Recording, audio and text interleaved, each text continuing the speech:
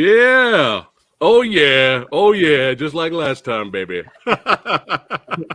What is going on? We gotta play the correct intro, baby. You know, because it is October. Happy October, everyone! Celebrating the best holiday of the year, and they have returned.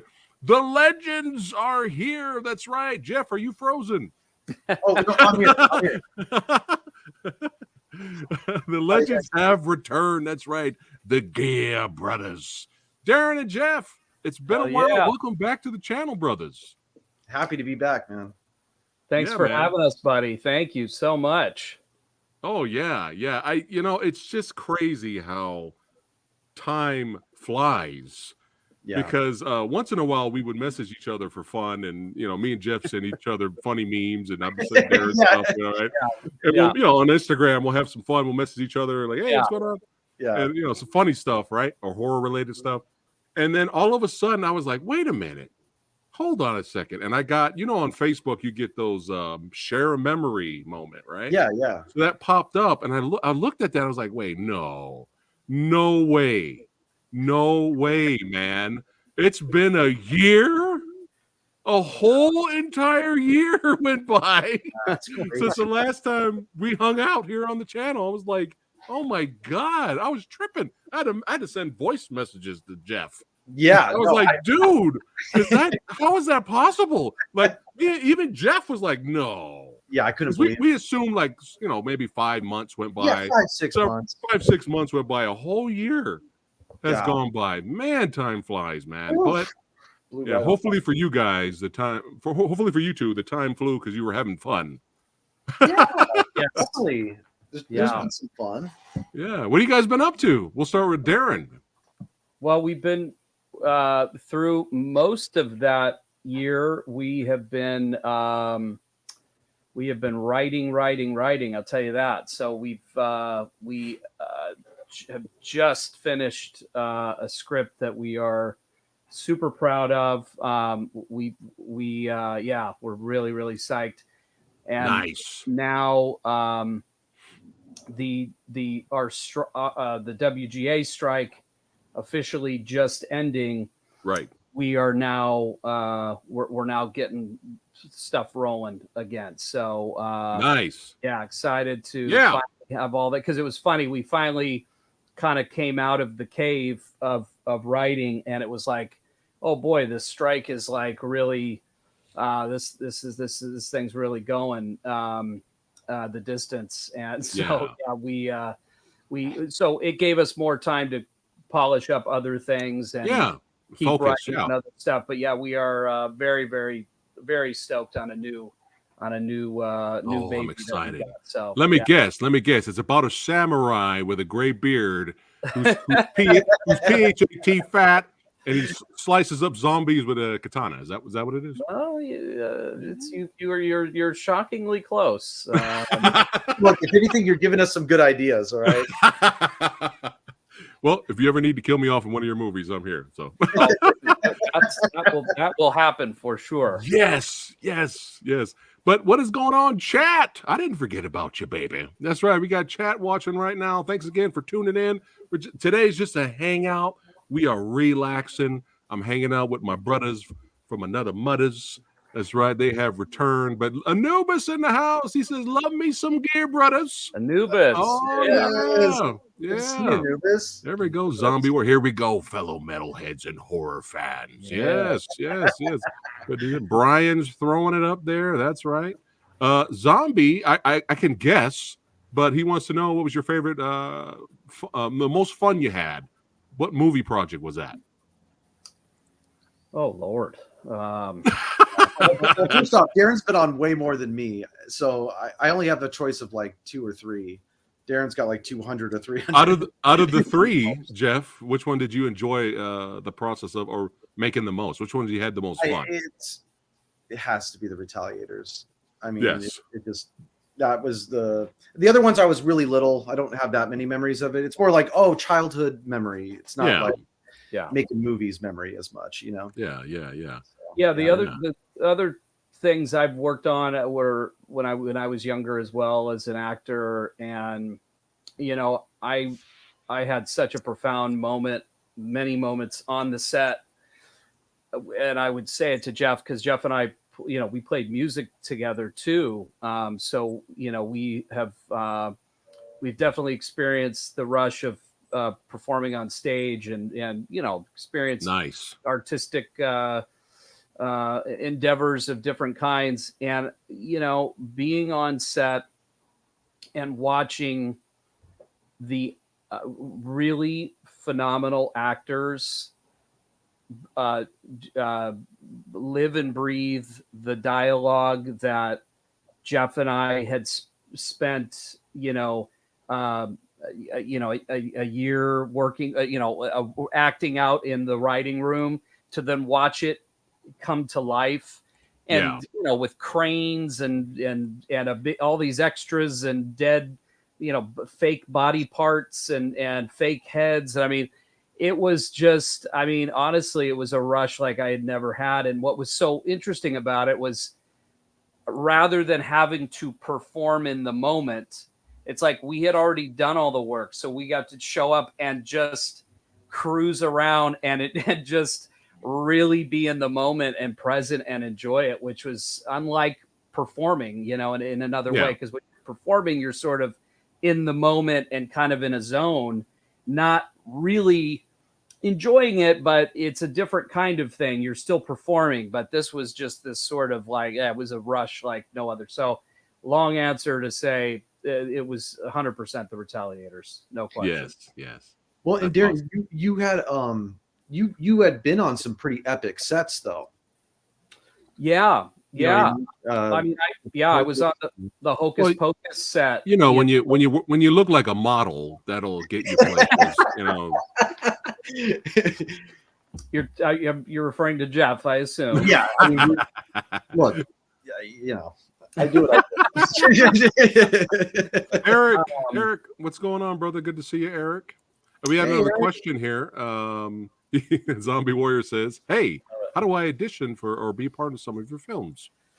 Dude, reach. Here's the fun thing: is that with with the Retaliators, we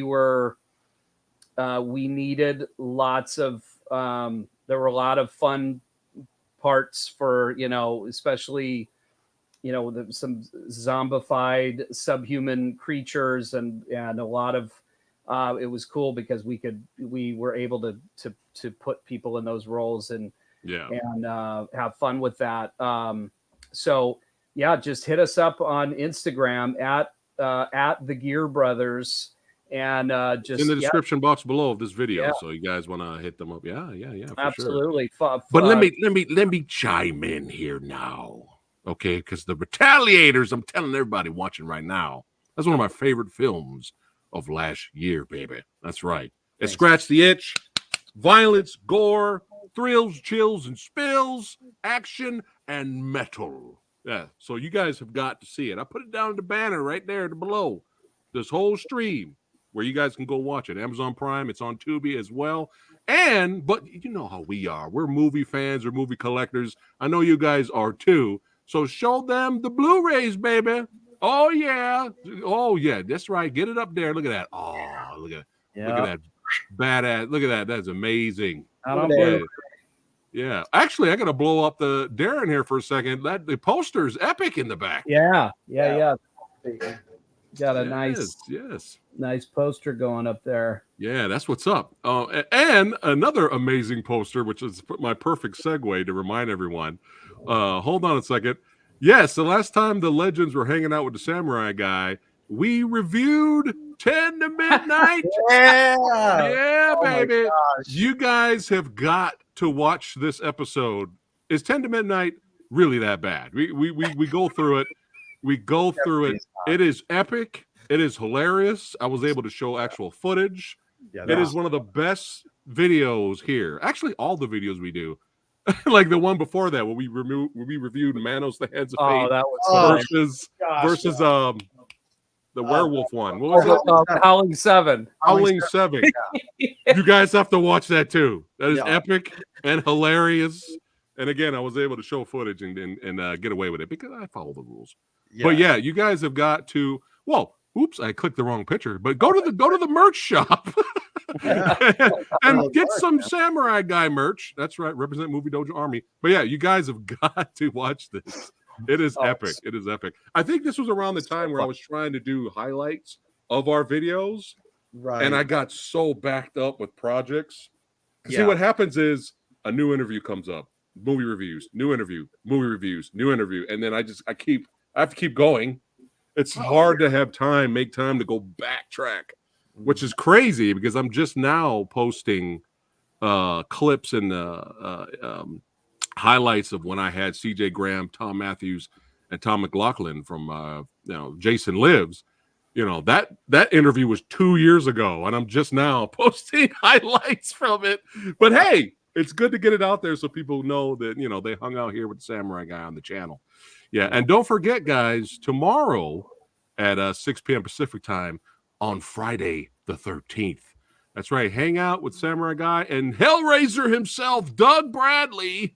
Yes, going to be hanging out. We're going to be talking about The Exorcist with director Jose Prendez and some other awesome badassities. That is tomorrow, so make sure you guys don't forget about that.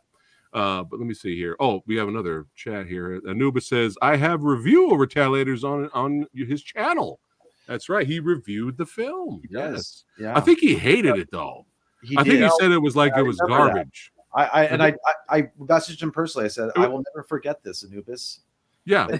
It was like negative stars, right? Yeah, it was like -0. It might have been a dash. I don't know. Maybe I read it all wrong. Anubis's review was really cool. It's really great. It was awesome. Anubis was a fan of the Exorcist film as well, so he enjoyed that. I think he reviewed that, and he interviewed Jose on there. If you hear a lot of ruckus and crazy stuff, we got a little Halloween kitty running around, a little black cat. Oh, nice. Running around causing ruckus. What are you doing? Anyway, but we are here to hang out and catch up, man, because you guys have de-aged. You using some CGI filter camera to make you guys younger? What's going on? Well, I lost a little weight. I could tell from that photo up there with the beanie. I was like, oh my gosh.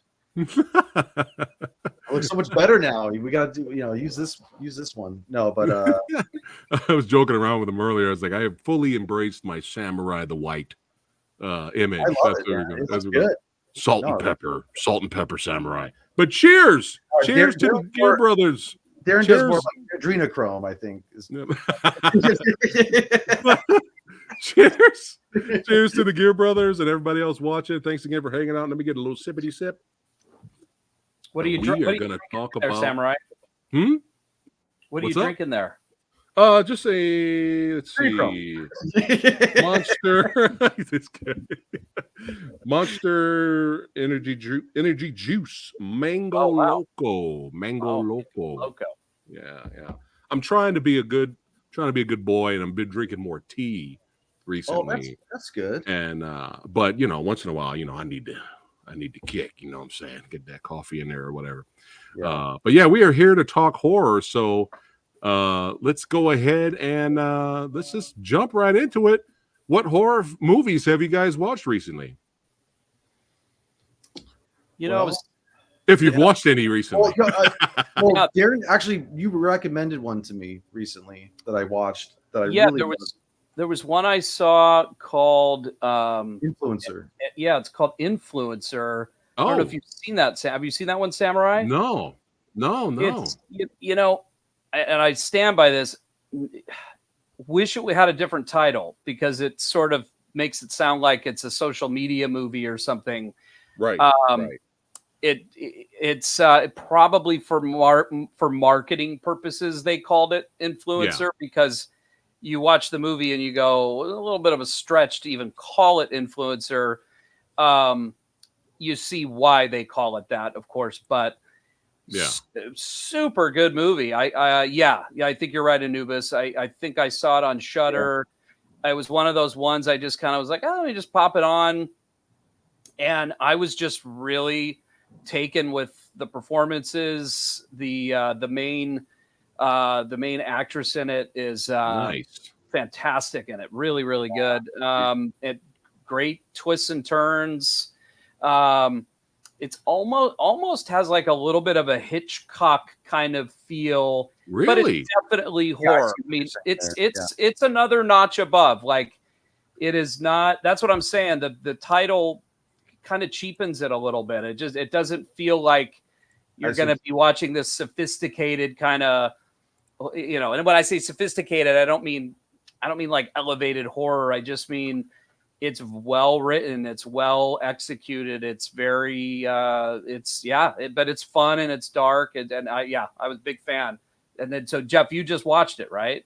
I just watched it. Yeah, completely blew me away. I mean, just for the reasons you gave. Just I loved it. Goes in unexpected ways. I love when a movie really outsmarts me, where I'm like, wow, I did not see that coming at all. Outsmarting you. Wow. Oh yeah, no, I mean, that's kind of the joy of movies, right? I mean, you kind of get a good movie will just outsmart you at every turn, because they, you know, the people who've written these things have put a lot of work into making sure that smart audiences, and I think actually I think most audiences are smart, really. I think that's what makes writing difficult, you know, right. Is they really are ahead of you almost all the way. If you watch movies with like your friends and stuff, I watch movies with my sisters a lot and stuff, and they'll just the whole time they'll just predict the movies as I'm going. You know, I have an easier time of shutting that off, but yeah. But yeah, this is a great movie if you're trying Influencer. There you go, guys. We got a recommendation. If the Gears brothers recommended, it's legit. Yeah. Yes. Fun movie. And then I think the other, I mean, for me, I just think if I'm looking at what was the review one? Horror of this year thus far, I really think the new Evil Dead. I just really love that. The Evil Dead Rise. Oh wow. Yeah. Okay. All right. Yeah. All That right. might be my favorite so far of this year as well. There was another movie though, real quick. Darren, there's another one you recommended me. It was kind of like Rear View Window a little bit. It took place in Romania. I think it's a one-word film. She moves in with, like, her and her boyfriend move out to Romania, and he's gone away at work all day, and she's home alone and notices a guy across the way staring at her, staring at her. It's usually only like a silhouette. Yeah. That's called, I don't know if she's being crazy or I think it's called Watcher. That's it. Recommend that one too. Really good. Yeah, I may even put that, if I'm going this year, and I think that's a 2023. I'm looking it up. I think it's either Watcher or it's Watcher. Okay. That one, just for the tastiness and it's so tight and tightly written. And another one that's got a little bit of a Hitchcock vibe to it. Last year. Sorry. It was all right. 22. Yeah. Okay. Well, we just saw it recently.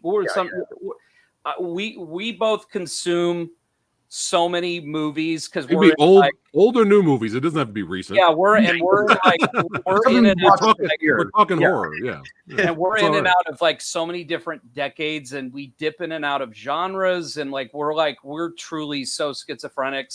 That's us. So we get behind on stuff all the time, where it'll be like, oh shit, never saw this, or this one completely missed us. So it is kind of random, the ones we end up finally hitting, you know. Have you seen No One Can Save You on Hulu yet? No. Looks good, but haven't seen it. I'm really interested. I just reviewed it, but don't watch my review because it's spoilers.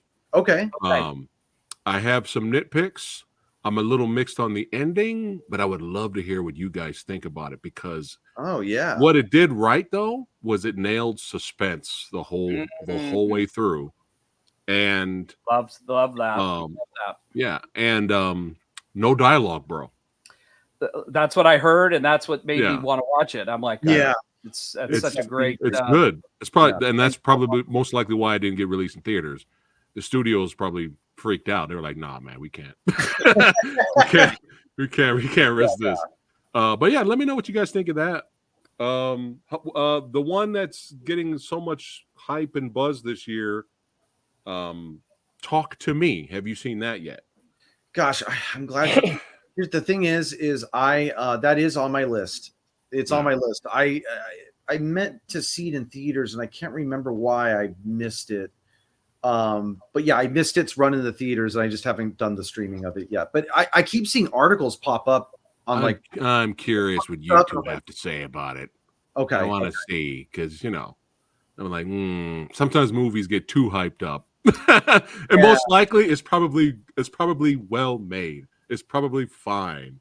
But is it the greatest horror movie we've seen in 20 years? I don't know about all that. Yeah, a lot of that just, I mean, every movie that comes out, right, it seems like this is the greatest greatest horror movie in the last 20 years. It's the greatest movie since The Exorcist, and you're just like, look, come on, man. We don't even know this for like 5 years after a movie comes out. Yeah. Oh, Anubis just said that he watched Totally Killer last night. I wonder what he thought of Totally Killer.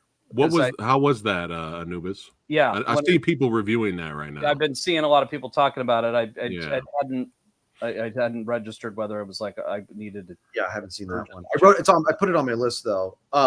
Me and Darren also saw. I know we saw it because we talked about it recently, but independently we both saw The Clove-Hitch Killer.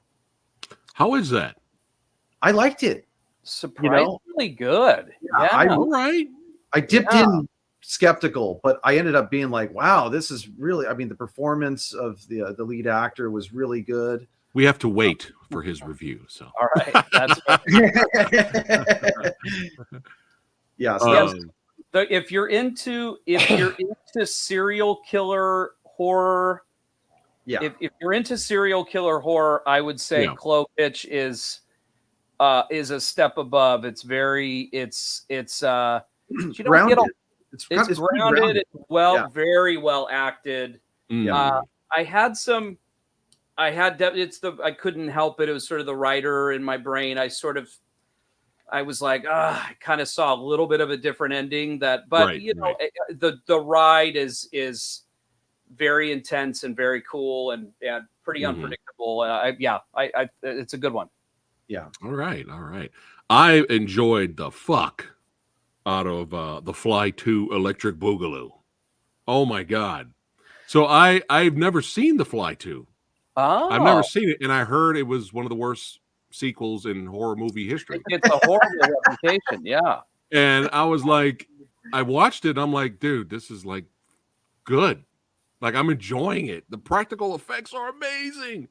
The creature effects are amazing. There's great kills. There's gore. There's excitement. And it's different because it's not your typical of, like, because Jeff Goldblum's character, I mean, the original, is it better than the first one? No. But is it the worst? But is it the worst horror sequel ever? No, not even close. What's up? This is Eric Stoltz, right? Yes. Yeah. I enjoyed the hell out of it, man. Like, I really enjoyed it. So, yeah, it is not the worst horror sequel in movie history. I'm like, dude, it's fun, man. It's a good time. That's going on my list. much like we talk about the movies that usually get that just overpraise. Yeah, it is interesting how movies that usually get just super hated on, or especially sequels, sometimes you go revisit them and you're like, wait a minute, what the heck, this is actually pretty good. I saw Fly 2 when it came out, so I was young. I have no memory of it. I rented it when it was. I think I snuck it when my parents were asleep or something, and I remember it freaked me out, and because it was all the gore and everything else. But I don't remember it. Yeah, I remember trailers. Revisit it. Best trailers ever. Yeah, revisit it, man. Like, it's fun. Like, I was like, had a smile on the whole time. I was like, this is great. This is great. And it's not like, what's different about this one is, Jeff Goldblum's character, it's one of those fuck around and find out. It's like, well, like Jeff Goldblum's character, like half of his character really wanted to do some good, but the other half's like, well, I do need some credit, and I need to, people are calling me crazy. I got to show them, But what's interesting about Fly 2 is he's not a bad guy. And it's kind of fucked up what happens to him in the movie. But I won't spoil anything else. But it's great, man. It's fun. Cool. Yeah. Interested to see that one. Yeah, I enjoyed that. These are all the little mini movies I reviewed recently, and I'll just give you my quick thoughts on them. My quick thoughts on them. So this one, it's a horror western I reviewed, and it's not bad for something extremely low budget. I love it, dude. That looked cool. I'm fucking in. I mean, it's giving me Howling 7 vibes already. Oh, so. Howling 7 vibes. But like it's not as fun as that movie. Yeah. Let's be clear. Nothing's as fun as Howling 7. Yeah. Come on. Funner than that. Yeah. But yeah, I mean, it's a low budget, one location movie, and you have these guys facing off against a werewolf. I'm intrigued. It needed more action. It needed a better finale, but for what it was solid. And we have this Filipino zombie action movie, Day Zero. The action is great. Brendan Vera's great. Does martial arts. He uses a zombie's mouth, the teeth, to cock the gun and keep shooting some other zombies. he German suplexes a zombie on its head. Like if that's all you want, like you don't want a good story or ending. But you want just killing and action. You're gonna like Day Zero. Now, me and Lady Fat Blood, we have these dare movies. We're like, all right, let's give it 5 minutes. Let's give it 5 minutes and see if we're gonna keep watching it. Oh yeah, we did Chupacabra versus the Alamo. Dude, what a great title! Look at the green screen in the back. Look at that glorious. Look at that glorious green screen in the back. What do you mean? This was one of your dare movies? That's been a Saturday night, buddy. Yeah. Oh yeah. Well, we bought like this, like one of those 6-pack monster movie pack DVDs, and it was in there, and we were just avoiding it for forever, and we're like, fuck it, let's watch it. And we were with a lot of these low budget monster films, especially this being a sci-fi original. A lot of the times it's what hurts it is not the bad special effects, or the story or acting. What hurts a lot of these movies, they're boring. They're fucking boring. There's nothing happening. Right. I highly recommend Chupacabra versus the Alamo. It is hysterically funny and entertaining. On my list. It is hysterically funny and entertaining. We couldn't believe we were I think we were midway of the film. I turned to my wife and I was like, I can't believe we're enjoying this. I can't believe we're enjoying this movie. He sticks a shotgun. Eric Estrada, Chips, sticks a shotgun into a Chupacabra's mouth and says, "Chupa this," and blows. Yes. You gotta watch it. I think it's on Tuba. It's on Tuba. My God. I think it's on Tubi. Well, dude, Tubi's got some. I mean, have you been seeing those either TikToks or Instagram reels going around? Tubi be wilding out. Yeah, hilarious. Wilding out. It's so funny, dude. I can't believe how wild these movies get. I'm like, it really makes me want to make a Tubi movie. I think you guys should. But that's why Tubi is truly like my favorite streaming app, because they really it has everything. Because everything, you can literally and it's go. Free. It's free. It feels like, you know what it is? It's the closest to giving you the going in the video store feeling on an app, because you can go to the Scorsese drama aisle. You can go martial arts, foreign cinema. Yeah. You can go to the classics. You can go to film noir. You can watch Mask. And I'm not talking about the movie. I'm talking about the cartoon. Yeah. No, I mean, they have TV series. I mean, so it's like their library is just so deep. And then they have those Chupacabra level titles, but that gives you that, like every good video store, you were going to have that straight to video section. Like you were going to have that Blockbuster. Yes. You're going to see the new releases. You're going to see the Academy Award winners. You're going to see the mockbusters. You're going to see the freaking, you're not going to get that from Netflix. No, you're not going to get that on Amazon Prime. You get it a little, but they serve their own role. Like, I mean, because when you get a Netflix, it's you have a different expectation of each of these services, and they're all good in their own way. But Tubi, I think what makes it's got that little extra charm on it because you get that depth into straight to video movies. Yeah, what the equivalent of that is today. Yeah, that's our bread and butter, dude. Home of the best independent hood films. There you go. There you go. Yeah, that's thank you, Sexy Sumo. Yeah. Oh, I love it. But no, you guys Sumo or I'm just kidding. I know. You might look at you, Fat Samurai. Yeah, if it says Tubi, this is the other thing about Tubi. It tells you about their branding too. Yeah. If it's and I don't know if there's any other streamer. I mean, at least for my loyalty and my money, if I see Tubi original, I will throw it on. Now, it will most likely be terrible. Yeah, but I like to give it a shot and give it a whirl, and it's usually like it's entertainingly bad, and it's just one of those because I love those some of those like really bad Lifetime thriller and horrors. I love those. Those are great. Well, and this is good bad right here. and this is on Tubi. That looks so badass. Yeah. What I love about Tubi is all the things you guys just said. But like you have the I think what they call it on Instagram, Jeff, they call it like Tubi must be stopped. I think that's the hashtag. Right. And then they'll play a hilarious clip, right? Well, they had that guy walked in and kills his with the bullets. Did you see the one where the guy walked? He wore like a brown suit, and he's talking to another guy, and then they're like, "Hey, let's go. We got to go in this room to continue the scene." He walks into the room. He has a different suit on.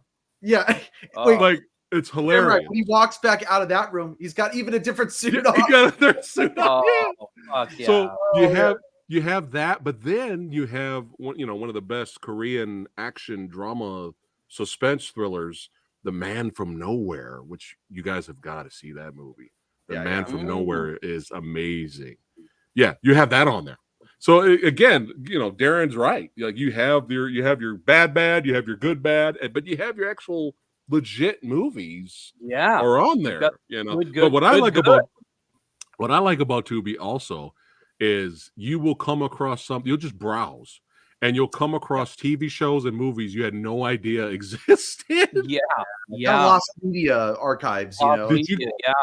Did you guys know? You guys know the Greatest American Hero show, right? Oh fuck yeah! Did you know there was a Greatest American Heroine? No. Yes, it's on Tubi. Oh my! Who was the heroine? They brought in this female to take over. Oh, it was post William Cat. Yeah. It's an actual like legit. They try to do a new show, so they made this pilot. With Jeff, that show you were a little too young for that show. Right. It was like one of the coolest. It was like for around our age. Yeah, it was the best. He gets alien powers. He becomes like a superhero, but it's hilarious because it's a comedy. Yeah, because he doesn't know how to use his powers. He's trying to figure shit out. This is just a TV show. It's called The Greatest American Hero. When you hear the theme song, you might remember the theme song. You don't even have to watch the show. Seinfeld. Yeah, George from Seinfeld did a parody of it. Okay. Yeah. But they did it. It was a failed pilot, Darren, because that pilot, obviously there was no show. But just being introduced that there was a pilot, like they tried to do it. They even did. We came across a pilot on Tubi for Remo Williams, bro. They tried to make a show out of Remo Williams. Whoa. Who was Remo? I forgot the name of. He was on a show called The Raven. He played Raiden in the Mortal Kombat Conquest TV show. I forgot the name of the actor, but he was Remo Williams, and they tried to do it, but that failed. But again, you're like, we just discovered a show called Immortal I was like, what the hell is The Immortal? What the hell is that? We weren't even looking for it on Tubi. And I clicked on it and I was like, oh my God, there's a TV show that was made in Canada where it's basically Highlander. Think of Highlander because he's immortal. Yeah. But instead of fighting other immortals, he fights demons that look like humans, the human form, played by Lorenzo Lamas. Oh. And this is like a 20-something episode show. We were like, where did this show come from?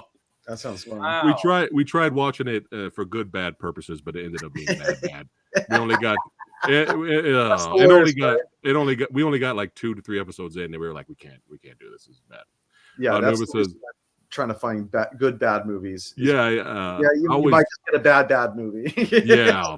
Anubis, that episode was hilarious. That was fun, brother. Yeah, man. Fun episode. I think about that one all the time. What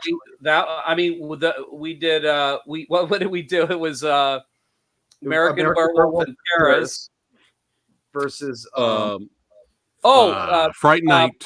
Fright Night 2. Fright Night 2. Oh, Fright Night 2 was so good. Yeah. Now it was really good. I will admit it now. I will admit it now. That was a classic Versus episode, is what Darren's talking about. I will admit it now. Overall, from beginning to end, Fright Night Part 2 is a better movie. I agree with you, Brian. But I had so much ridiculous good bad fun with Paris. I was kind of just going off of just instinct because I just watched it and then we did the Versus episode, so I was still kind of hyped. You know, if we did it again, I probably would pick Fright Night. There's no real clean way to disentangle the fun of watching a movie and then how good do you think the movie is. And I think especially when you're in the heat of the moment, you know what I mean? Watch, when you step off the American Werewolf in Paris ride, it's like you feel so, you're in such a good mood because you had so much fun. It's hard not to pick that. Well, and then that was Nubis is right. The CGI, right. The CGI really fucks with it. It's hard, that was a genuine good. That was just a really good Versus because that was a great Versus episode. Like some of the fun of the Versus we've done or the ridiculous nature of it. It's like when you're fighting Monos versus Howling 7, it's like there's no there's like 8 Inception levels of bad we're talking about. There's no way to like following a thread of logic is almost impossible. That Versus was legitimately hard because Fright Night 2 is a good movie too. It's like it's a really good movie. Good. Yeah, Paris is good. Me and Anubis was talking about we reviewed 3 horror films together in one episode, is what he's mentioning here, and we had a blast because some of them were any of them good? I don't remember. I think all 3 of them might have been horrible. But yeah, we did it was like Werewolf Week. It was like we did that last year. I would sing the theme song Fluffy, but I get a copyright. So I'm not gonna do that. But yeah, I'm getting it was painful. Okay, there you go. Yeah, we reviewed like 3 horror movies in one stream, and we were just like, God damn it. Yeah. Fucking hell. Movies are that's a hard one to do well, I feel. They're asking for me to bring it back, man. Yeah. I'm getting the itch to finally. All right, let's start bringing Versus episodes back. So when I officially do it, we got to do it. Dude. I got to bring it back. But we actually started a new series. I would love to bring you guys in on this one. It's called the Yin Yang series, and it's just an excuse just to talk about 2 different movies that are the complete opposite. There's no verses or anything. I like it. Right. So what we did was me and director Billy Hansen, he directed the film Bone Cold. We did Sometimes They Come Back. We went Stephen King on our last episode. So we did Sometimes They Come Back and Gerald's Game. So these were really 2 really entertaining movies, but complete opposite. Gerald's Game looks complete opposite type of film. So what's Gerald's Game all about? It looked a little kinky. It is kinky. Well, it started off kinky, and then they went somewhere else because it's Stephen King. Kinky and goes very south. Yeah. It's on Netflix. A married couple goes out there to spice things up, baby. Oh yeah. Okay, so I was on the right track. And I won't spoil anymore. Something bad happens. Yeah, but it's a one location performance driven movie. But yeah, for what it is in terms of suspense, Gerald's Game is good. And sometimes they come back is just ridiculous fun. Like I had a lot of fun with it. Horrible soundtrack. One of the worst soundtracks I've ever heard because it didn't fit the movie. You know, like you have this whimsical love that movie. Lifetime channel. I'm like, dude, you have evil ghosts from hell, like trying to get revenge. Like, why do you have this whimsical music? What the hell are you doing? But it's still fun to watch. I didn't know there were 2 more sequels after Sometimes They Come Back, which you can watch on Tubi. Yeah. Tubi should be fucking paying us, man. I know, right? We've done a lot of shit advertising tonight. Yeah, but I think we're going to be doing. I'll keep you guys in the loop. But the next one we do is going to. I think we're going to try to do it next Wednesday. So I don't know if you guys' schedule are, but we're doing Clive Barker movies. But we don't want to do what's popular. Hellraiser and Nightbreed and Lord of Illusions. It's like the smaller films. So I'll let you guys know if you're free. Join us, man. It's fun. Yeah. Just talk about it. Yeah, if you guys are free. Definitely. Let's see here. King Kong Lives. Oh my God. It's not horror per se, but it's a monster movie. Have you guys seen this? No. Oh my God. No. If there's one thing to save the verses. Everybody wants it back, man. They want it back. So let's see. Lambert and I did a top 5. So easy after movies were not so much. Gotcha. Oh. Viking Wolf and the Wolf of Snow Hollow was good. I've seen that one. That was a good one. Viking Wolf sounds interesting. That sounds right up my alley. But this was hysterical. This was Sexy Sumo came over to the house and we watched it. And before I hit play, he goes, "Get ready for some good old fashioned schlock." And I was like, "All right." I hit play. I love it. And then when the movie was over, I was like, "That was some good old fashioned schlock." Oh man. But it sequels the 1970s remake with Jessica Lange and Jeff Bridges, King Kong. So it's an actual legit sequel to that. And I heard for years that it was trash. The rating on IMDb is like horrible, but it's good. It's fun. It's ridiculous. It's good old fashioned schlock. Linda Hamilton's in it, but you have one of the greatest King Kong moments ever in that movie. You have him grab a human and snap it to a Slim Jim. Oh yeah. Yeah. Wow. I was like, oh shit. Yeah, I wasn't expecting that. So, yeah. Snap it to a Slim Jim. I love it. Yeah, Sumo's so funny. Yep, it's always cool having Sumo around. But yeah, I'm getting more the itch for the verses. I get so just bombarded with content, man. I had to take a break from it. But if we don't do it, like obviously doing it every week will be kind of rough. Yeah, that'd be hard on me. But maybe twice a month. Oh, something like that, like we got. Oh yeah. I'm getting Anubis. I'm getting happy. So that's a good sign. I'm not like, oh, another Versus episode. Oh, and there goes 30 hours of my life. Yeah. It's always fun. It's always fun when we do it and it's over. But prepping for it every week was like, plus all the other stuff I have to do. It was like, oh, it was such a load. But yeah, I the fun. You guys are see. God damn it! I still can't believe it's been a year, man. Jesus Christ. Oh, literally, that is ridiculous. Blinked my eyes. About time I was starting to dread I would never do content. Anubis, you can do content with me anytime, sir. You just got to reach out, man. Hey, let's review this. I'm down. But yeah, I have fun with Anubis's channel as well. But so yeah, that's kind of what I think. Oh, one more recommendation. Knowing you guys, you've seen it already. I've never even heard of this movie, but in 1992, there was a movie that came out called "There's Nothing Out There." Have you guys seen that movie? No. I never even heard of it. I've never heard of it. Never even heard of it. And I was like, oh my God. Smile. You guys will be smiling from beginning to end. There's Smiling. nothing out there. My buddy OGP came over. He came over and we were like, hey, let's hang out. Let's watch a horror movie. And I was kind of browsing and we were like, did we really? This is us right here.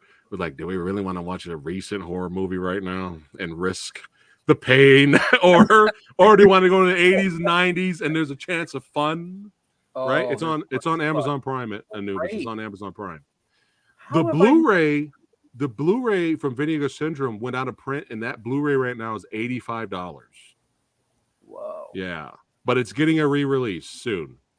But I don't want to spoil anything. But all I will say is you will be laughing hysterically. You will love the B-moviness. Boobs, blood, everything.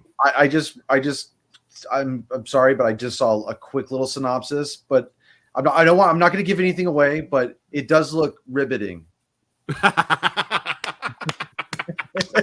Oh, well, this is a trauma movie. Did you know that makes sense. Did you know it was a trauma movie? I didn't know it was distributed by Trauma. No. Well, you know what? Maybe they just re-released it. Actually, maybe it wasn't originally a trauma.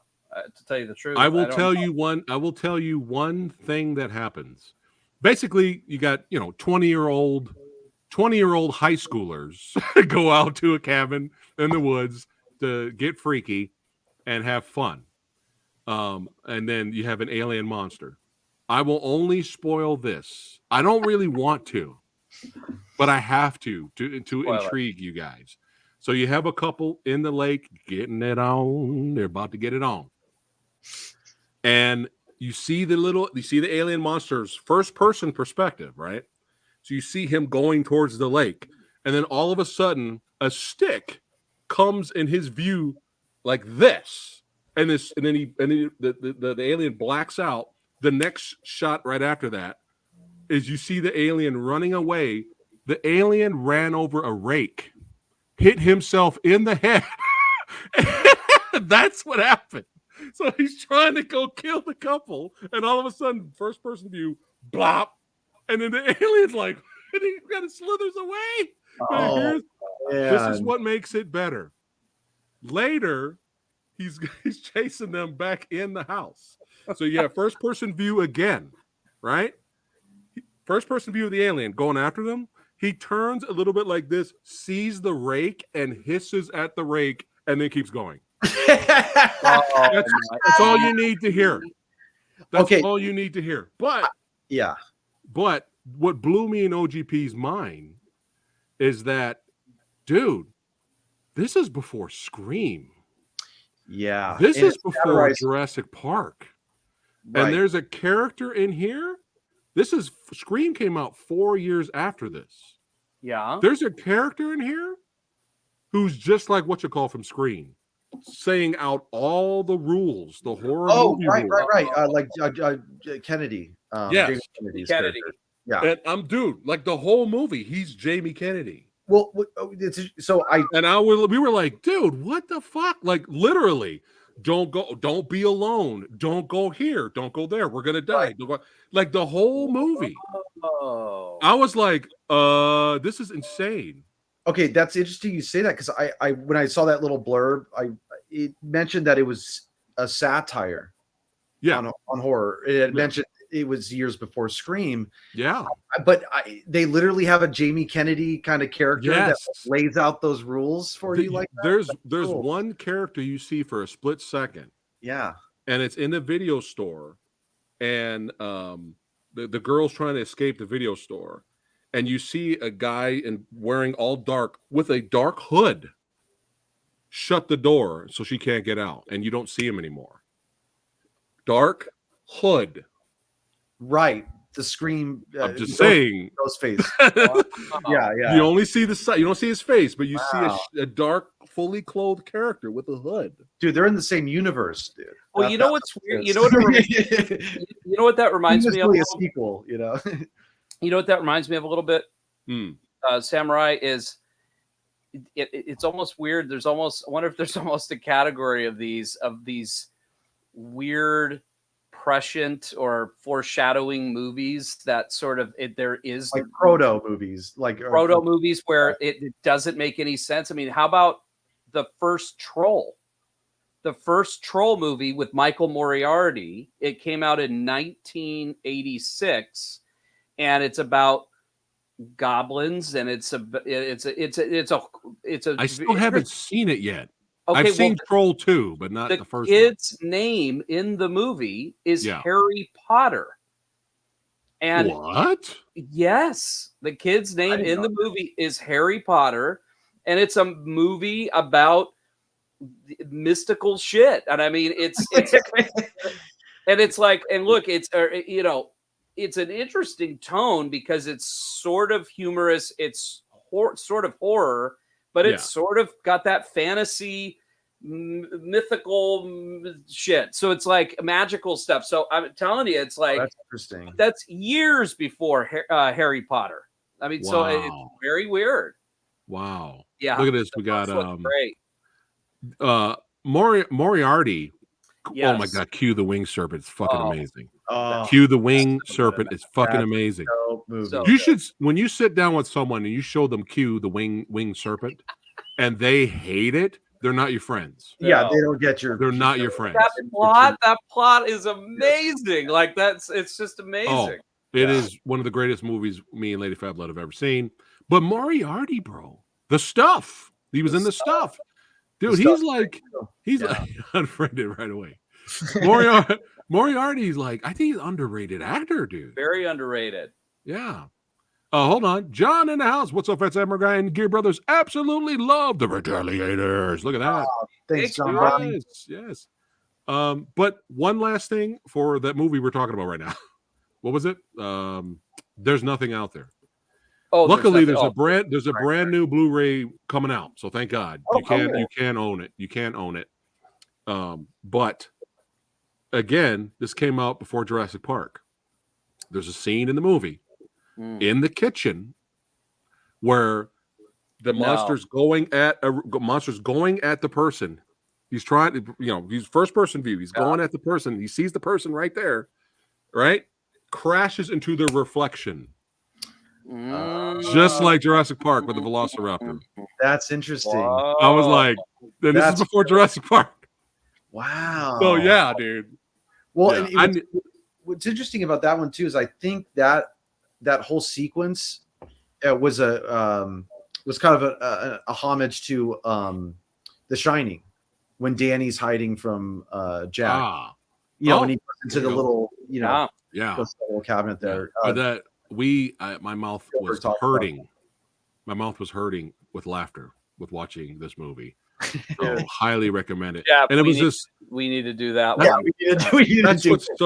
That's what's so awesome about watching older movies and going back, dude. Like, you'll discover something you never knew existed. And I'm so happy I chose that one because I was this close to choosing another horror film instead, because we were going back and forth, and I was like, all right, we'll do this. Well, that's why I ended up unfortunately missing out on a lot of newer stuff, just because it's hard not to dip back in, and it's funny as movies age sometimes better and even funnier, in different eras. It's like I'm sure that movie. It was used in The Collector too. Oh, okay. Interesting. I'm trying to remember the. Sumo just caught up on both Collector films, and he really enjoyed them. Those are entertaining. Action horror first one. Yeah, I like the first one. I didn't see the second. Is the second one good? Oh my God, the second one is like we're cranking it all the way up to the 11, dude. Whoa, okay. It is bonkers. It's bonkers. So would you say the second one's better than the first one? Better production value, more action, a little bit more gore. It's more wild. And just insane to comprehend, because you're like, wait a minute, this guy who's breaking in breaking in the house, setting traps, that guy is like has his own lair, of this giant house. It's like you have to, if you want to believe that he has something like that, you'll enjoy yourself. Yeah. But I don't know, the two totally different vibes, because that first one is that, one location, Very contained. impending doom is this crazy serial killer guy out there. But what's cool is the guy from the first movie is in the second movie. The guy who ends up fighting against him in the first movie. He's same actor comes back. Okay. The second one. But what sucks is they started to make the third one. There were images of them like doing scenes, and then I don't know what happened, man. It is dead. They're not doing it. And the same actor came back, and I'm like, I was excited. Yeah. But yeah, at least the first two I really enjoyed it. Let's see, not necessarily horror, but The Witch Subversion was a nice surprise. I still need to watch the newest The Witch. Was pretty good, like Korean horror, supernatural type. Well, not supernatural, but super soldier-esque. Like people have been experimented on, and they have these abilities and stuff. Oh, okay. It gets wild. It's pretty violent though. But yeah, that's the one I had to make sure I told you guys about. There's nothing out there. All right, so just for fun, we had some great recommendations from everyone, even chat tonight. Just for fun, Darren came up with this cool idea, but my brain's been occupied so much with other things that I only have two. I only have two to mention, but you guys may have others. But disguised horror movies. Oh, disguised horror movies. I only could think of two. Idea. This was Jeff's idea. Oh, it was your idea, Jeff? You said it was Darren's idea. Oh, no. Darren had the other idea. I had the Eli Roth. Oh, okay. I was saying I like Darren's idea. I think, something just got miscommunicated. Oh, okay. Yeah. All right. So I only have two. Yeah, I'm gonna go with my first two. And if you guys watching right now, let us know in chat or in the comments if you guys watch this afterwards when it's not live. Disguised horror movies, movies that are not necessarily horror, but they could be horror, or they turn into something else. But I have two. My first one is Return to Oz. Oh, bro! Oh, that's such a good one. Did I take your pick, dude? No, you didn't. But I think that one shoots up the list completely. Gosh, dude, what a good pick.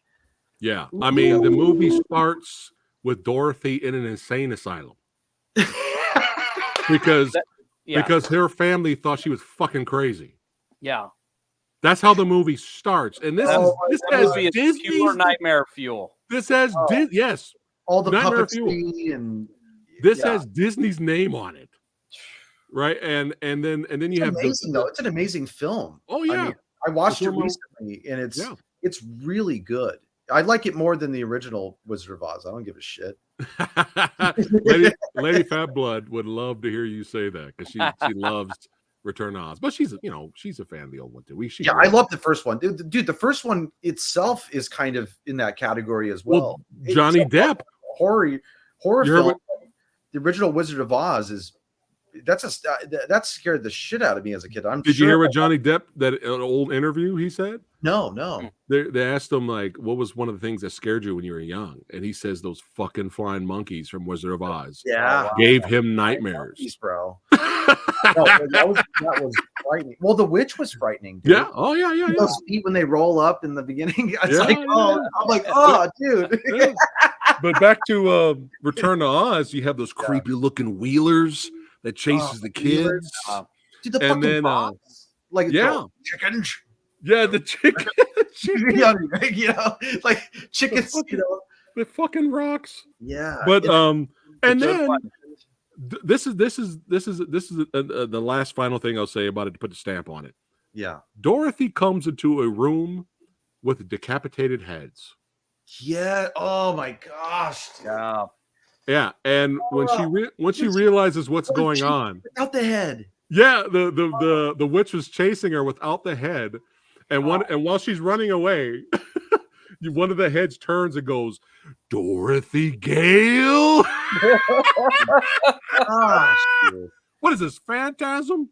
Every scene is frightening.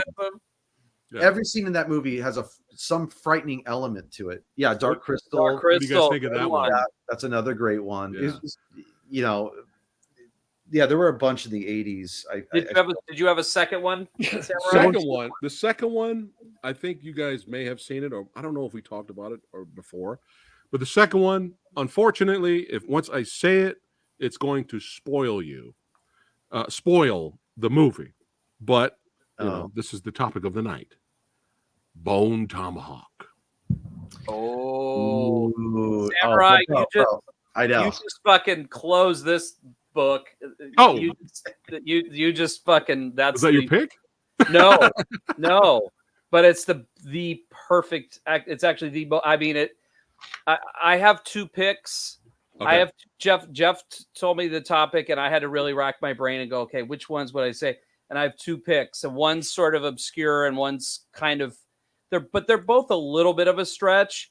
Bone Tomahawk is like the exact definition of that. It's like it's not horror, but it's fucking horror. You know what I mean? It's like there's no way. It's that fucked us up. Oh, because we were like, oh, we love Westerns. We love Kurt Russell. We love Tombstone. It looks like a low budget Western, but it's all right. We watch indie films all the time. We don't care about the budget as long as it's entertaining. Right. We had no idea what was coming. So I was like, dude, like, especially when it got towards the finale and things were happening in a realistic way that you would not expect. Because you're like, you have the fast, badass gunman. He's the gunman. He's the shit. And things were happening in a realistic way that you're like, Jesus Christ. Yeah, they didn't play it like a normal exploitation film where it's, you know, you're getting that over the top vibe. But yet it still was over the top while being grounded. I mean, it really is. Well, that's sort of that perfect middle ground, you know? Yeah, when Jeff and I discovered that writer, director, his name is S. Craig Zoller. Yeah, it's all about Zoller, man. He hasn't made a movie in a while. He made two, I mean, absolute epic masterpieces in a row. And he has, he did a third, which was good, but the first two, Bone Tomahawk, the second one, Brawl in Cell Block 99. Have you seen that? Oh yeah, I got it in 4K. Yeah, really good. So good. But Bone Tomahawk, as you were saying, what's so great about that movie is that if you only look at the Western part of it, it is beautifully written. It's a great story, great suspense. You're totally sucked into the world. Acting is great. Casting is great. The dialogue is like poetry. That guy is just an amazing writer. I mean, when you watch that movie, I've seen it multiple times. Every time I watch it, I just go, boy, this dialogue is very, very tasty, very, and then so when it goes, without spoiling it for anybody that hasn't seen Bone Tomahawk, you need to watch it tonight. When it goes dark, man, it is such it punches you so hard because you just they don't hold back. Yeah, the movie does not hold back. No, not at all. It was some of the best, most horrific movies that you really experience that sense of suspense and horror are when you don't know what is going to happen. Yeah. You literally have no idea. Like anyone could die at any moment. It doesn't matter if it's Kurt Russell. You have no idea. No one is safe. So when no one's safe in the movie and you're invested in the character's journey, you don't feel safe as a viewer. You're like, oh shit. You're like this. That whole finale in the cave. You're just. It was beautiful too. How it ended, actually. Whoa. Yeah. If you're 100% right. So smart. When you feel like Kurt Russell's not safe. Yeah, you're like, fucked. Okay, well, right. That's not safe in this fucking movie if he's not safe. Yeah, no, it's. Hey, we got some Bone Tomahawk fans. That's right. Yeah. You know how many people I've recommended Bone Tomahawk to, and they didn't bother finishing it because they said it was boring. Oh man, I'm like, it's like just you got to hang on, man. They have been unfriended. No, I'm kidding. Like, dude, Jesus Christ. Anyway, but these were good 2 picks from Anubis. Those are good ones, especially Audition. Audition. Audition, yeah. I could buy that. Yeah, that definitely falls in the category. Yeah. Yeah. So I have those are the only two I could think of, though. I have an obscure... Is the Ninth Gate one? Is that? That's a good question. The Ninth Gate. I've never seen that one. Never seen it. I would buy that as fitting in the category because it's more of a mystery thriller. Okay. But it is dealing with a subject matter in a way that can be pretty unsettling. Right. For sure. I don't want to give anything away if you haven't seen it. I actually watch it all the time. It's one of those movies where I can just pick it up at any moment and watch it to the end. I wouldn't say it's like my favorite, like in my top 10 or even 20 or 30. Yeah. But it's in terms of watchability, it's just, I don't know. It just has like a really fun vibe to it. Anubis had a great call. He said Bone Tomahawk plays out like Unforgiven, slow burn, but then the end. Great point, right? It's like that's another point. That's another Western that people tell me they can't finish because it's boring. They didn't like it because it's boring. I'm like, man, you guys. That ending. I mean, when Clint goes full Clint.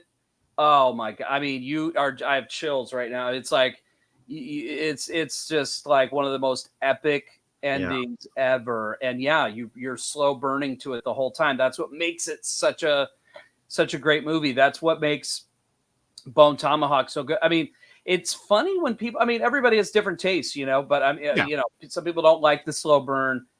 I love the slow burn. I love both. I'm a fan of both if it's good. Yeah, me too. Yeah. I love spaghetti westerns. Those spaghetti westerns could be fucking wild, man. Oh, absolutely. Big body count, gore, like violence, crazy shit. Once Upon a Time in the West is like one of my favorites. I like good storytelling too, westerns. I like where it's just, like what is it? I always recommend it, and then when I want to tell the people about it, I forget. Which one? High Noon. High Noon, yeah. That's old school right there. Right. But that's like great storytelling. And there's like one duel. There's one showdown. Yeah. But it just builds to that. Mm-hmm. And it's so good. Build, Ben. Yeah. Let's see. Hold on. That movie Come True, I recommend. It does not turn out the way you think. It's soundtrack. Come True? Have you guys heard of that one? No, but it's on my list. I caught it earlier. Okay. When Anubis mentioned it earlier. Yeah. I think it's on Hulu. Was that what he said it was on? Let me go back up here. Hey, man. I'm not sure. He'll let us know. Yeah, he'll let us know. It says Shudder. Oh, Shudder. Yeah. But any others that you guys have in that disguised horror movies? Oh, I got to. Well, Darren, do you have two that you had in mind? Yeah. So the one that popped for me, Jeff, I think you've seen this. This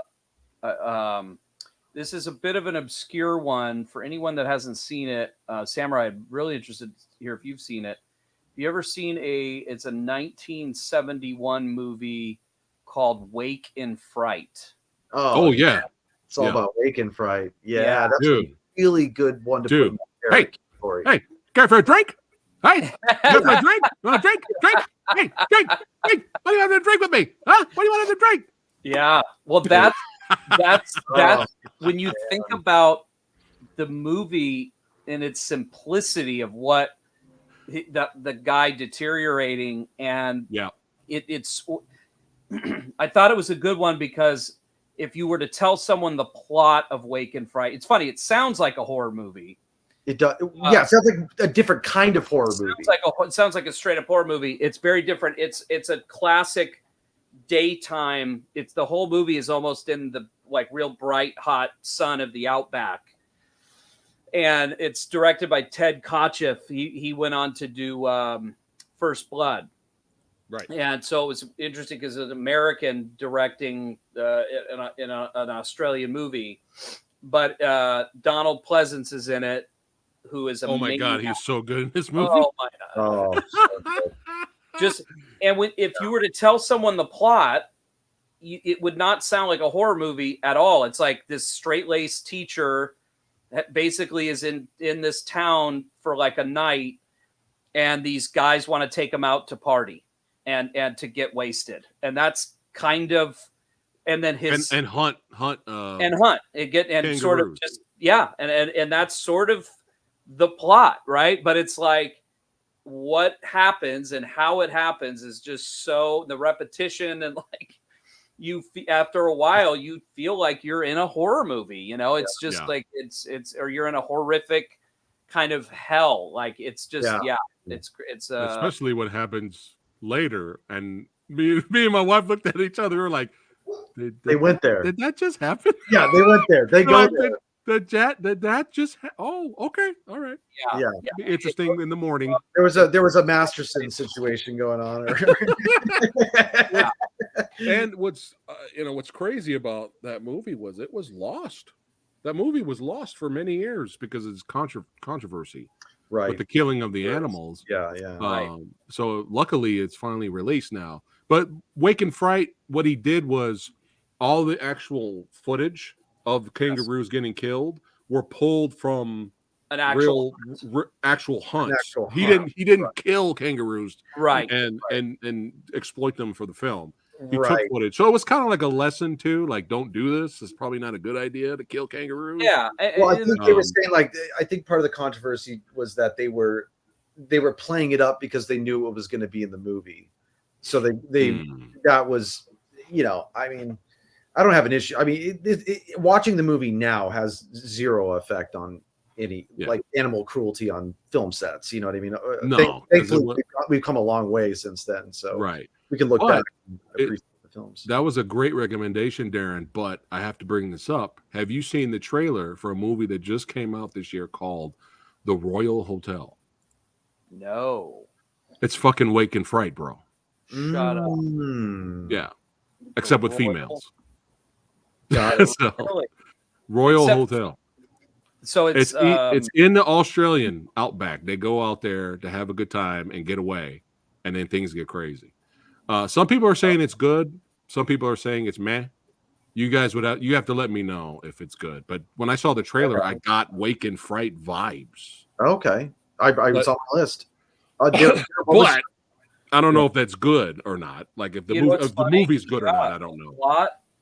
It's interesting. They're not giving credit to Wake and Fright, and I just got vibes. I got Wake and Fright. But I'll tell you what, though, when you read even just the synopsis, I mean, listen to this synopsis: U.S. backpackers take a job in a remote Australian pub for extra cash. Are confronted by a bunch of unruly locals, and a situation grows rapidly out of their control. I mean, I guess it's different. Yeah. It sounds different, but yeah, I mean, I'm all good with homages anyway. Who cares? I heard Hugo Weaving is amazing in the film. So wow, he's in it. But yeah, that segued. It's out right now, I think. Let me see. It's 6.8 out of 10 right now. Okay. What about Midsommar? I still haven't seen it. I would say Wicker Man, the original Wicker Man.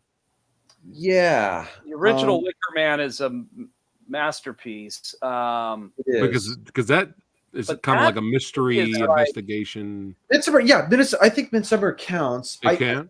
But here's what's kind of confusing about it. I think what's kind of confusing about it, what throw me off from answering a definite yes, is that Ari Aster is known as being a great horror director because of these first two films, Hereditary and Midsommar, being lumped in with it.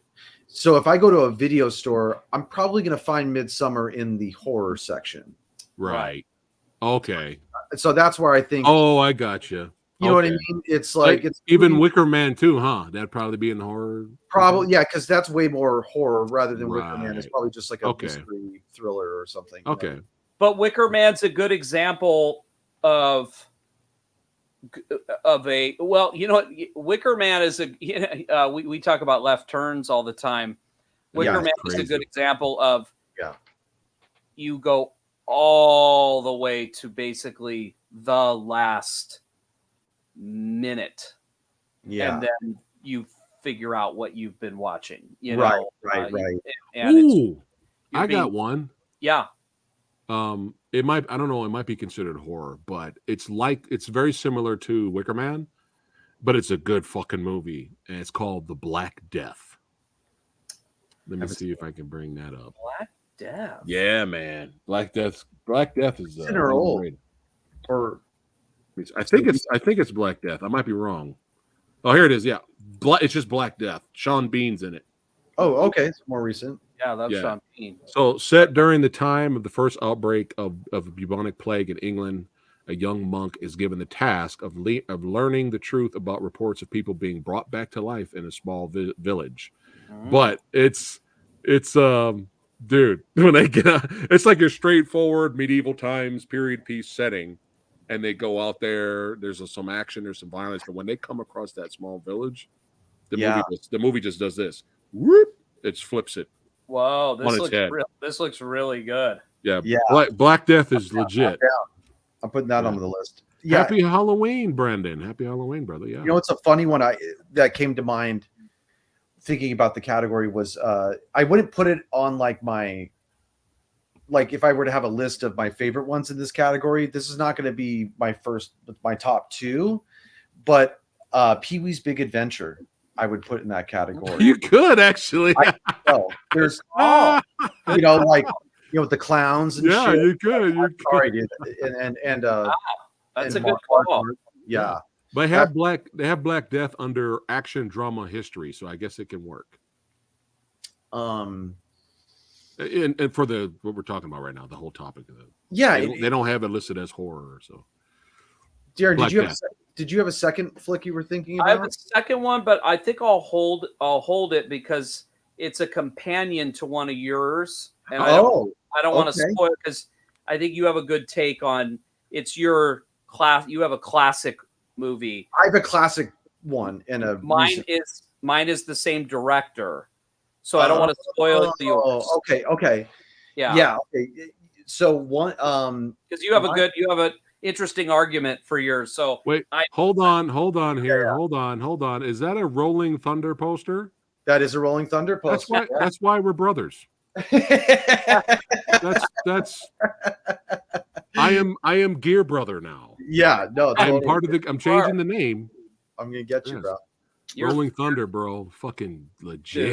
You gotta learn to love the rope, dude. You learn to love the rope. I can't believe that's Tommy Lee Jones' first movie. Man, that's insane, dude. It's so fucking good in that. You know what? You know what? A buddy of mine recommended a Versus episode. That against First Blood. That's interesting. Ooh, that is interesting. Yeah, that is interesting because I know who would probably win, but it's still a good episode. I think. I don't know who would win. I'd have to watch them back to back kind of things. I love I love First Blood. I mean, that would be really a really really hard one because they are. I love both. I love. Yeah. I mean, I have the First Blood novel, like first edition. Like I'm a big First Blood fan. Yeah, but I got the knife somewhere. Somewhere. Yeah, like I saw shit. Yeah, I got it somewhere. But Rolling Thunder, like Jeff and I, like that finale. I mean, it's just so good. And William Devane, like we always talk about, like his performance in that is so freaking good and just subtle and like, oh gosh, it's just such I have not seen this. That whole scene in the garage, when he's showing the I don't want to give too much away because and I just love the whole thing. A movie how it unfolds is just it's brilliant. The other thing I love about it too is in the spirit of the Retaliators, it had that straight up. And this is what would be different. First Blood, what makes those movies very different is what's so fun about watching First Blood is a situation that so did not need to be out of control that just slowly gets out of control. Right. Rolling Thunder is straight up revenge, straight up vengeance, Retaliator style. First Blood is not a vengeance movie. No. It's not. He's trying to get away. He's trying to get away. All.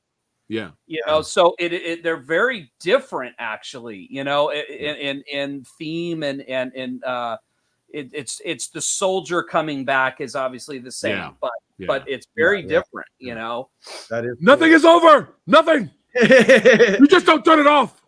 It wasn't my war. Well, and by the way, what First Blood did was created what I mean. How many plot tropes? How many times has that trope been used since First Blood? Probably 2,000 times in action movies where the military created it and now we have to fight it. Like, right? I mean, of course, it started with First Blood and then it's just been yeah. So especially with Colonel Troutman's character doing the whole you're sending that many after him, huh? Yeah. We better bring along a lot of body bags, you know, that kind of thing, you know. Totally. But we got a question for you guys, Jeff, before you do your pick here. Have you seen Knock at the Cabin? You know, I have, and I don't remember who I disagreed with this on, but it was with me. Was it with you? Yeah. Oh, okay. Well then, this is going to be awkward. In all fairness to the movie, yeah. In all fairness to the movie, I did not watch the whole thing, so I can't fairly give a thought. Fair enough. Yeah. I loved it. I had a lot of fun watching. I haven't done a repeat viewing of it, so I don't know. You know, it's not in my top. You know what I mean? Kind of, you know, reaction. Maybe someday it will upon rewatch. But upon first watch, I really enjoyed it. It unfolded in an unexpected way.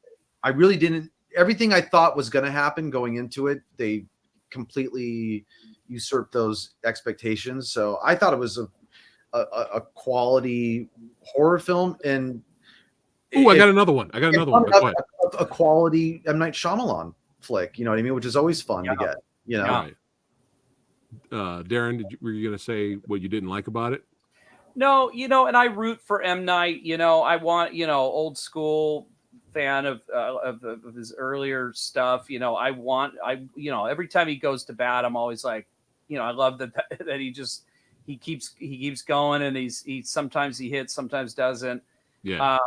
It was just I only watched like the first part, and I just was sort of, I don't know what it was. I don't even remember now. I just was sort of, I was just not feeling it, you know, I don't know. But then I talked to Jeff, and he was like, "Oh, you hang in there." It was one of those, you know, scoldings of like, hang in there. Watch the whole thing of Bone Tomahawk kind of thing. So I just need to sit and watch the whole thing through. So okay. Copy that. Fair. I got another one. 1 hour photo. Dude, Samurai is like dropping the fucking. That is a really good one. Titles. That one as a horror film. Nobody talks about that movie. Nobody talks about that. I just recently underrated. Maybe 2 months ago. Because I knew I loved it, but I knew it's heavy though, man. It's a heavy flick. And because you really feel so sorry for the protagonist. Is it a Serbian film? No. Oh, okay. No. Okay, go ahead. No. And it actually uses a motif that I think makes this category. It really brings a movie like that up to the top of the best that do this, because they'll use horror. I don't want to say tropes, but things that are like really effective horror techniques, but putting it in a movie that isn't a horror film to really like highlight the terror that is kind of pushing the thriller or pushing the mystery or the adventure, depending on what the overall genre is, which is a good segue actually into what I consider like the kind of like, you know, the classic example of this, which is Raiders of the Lost Ark. For me, every time it gets scary, it's really scary to me. I mean, obviously for most everybody, the most obviously horror part of it is the ending. Right. You know, that's where you get all the body horror. We all get that. Okay. Keep your eyes shut. But actually what gets me and that scared me the most as a kid. What scares me the most score and that fucking score right there, man. Oh, man. But the parts that scare me the most watching it now as an adult, it's all those little inserts where like you'll cut to just the boxed up arc. And you got that subwoofer bass going. Yeah. And then it like burns, or the rat fucking die, you know, it's like, and those are the parts where I get chills just thinking about it now. It gets, it just really gets to me.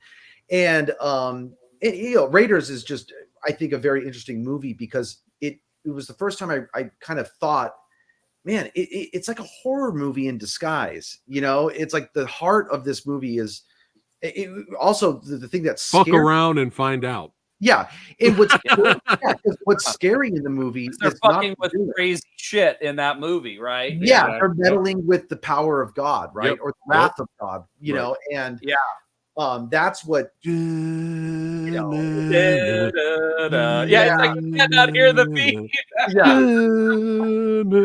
what the Hebrew said. You know what I mean? Like, that scene right there feels scary, right? You know, and so he's using all these techniques that are commonly used in horror movies, but using it to make, you know, something else in his adventure film feel frightening and exciting. Yeah, exactly. Think of the snakes. You may think of snakes. Oh man. When you think of, if you think of the movie as, it's this, it was Spielberg and Lucas's love letter to adventure serials from their youth, right? Mm-hmm. It's like, but now think of the tarantulas and then the shit, the dude's eye. You know, and then you think about the snakes and coming out of the fucking the skeleton skull. You know, and then what about the fucking Nazi getting the fucking the blade in his face with the blood? Amazing. You know? Amazing. I mean, and all the Nazi scenes where he's like, "Hello," is like, "Yes, you will." You know, like, I know you will. Yeah. Oh, dude, that's the best. Ronald Lacey, dude. He's he's amazing. I know you will. So good. Yeah, and then my second. That's a good point, Jeff. Because when you add up, it's like when you think of Raiders. Yeah. When you say Raiders, I went Raiders. I don't know, but when you think of the horrific moments, there's a lot of like good gore, good kills, good. You know, you're running over the ending, but that ending, dude, fuck that ending. I did that because one of the best people go through kills. Like, I rolled over it only because it's like people could kind of roll their eyes and say, well, yeah, the ending, but that's just the ending. And it's like, no, it's all throughout the film. It's kind of what keeps pushing it forward. Yeah. You know, that's why there's something mysterious. There's something, you know, otherworldly, kind of hovering, that feeling kind of hovering with you. So I kind of get my tag. Yeah. What was your tag on that?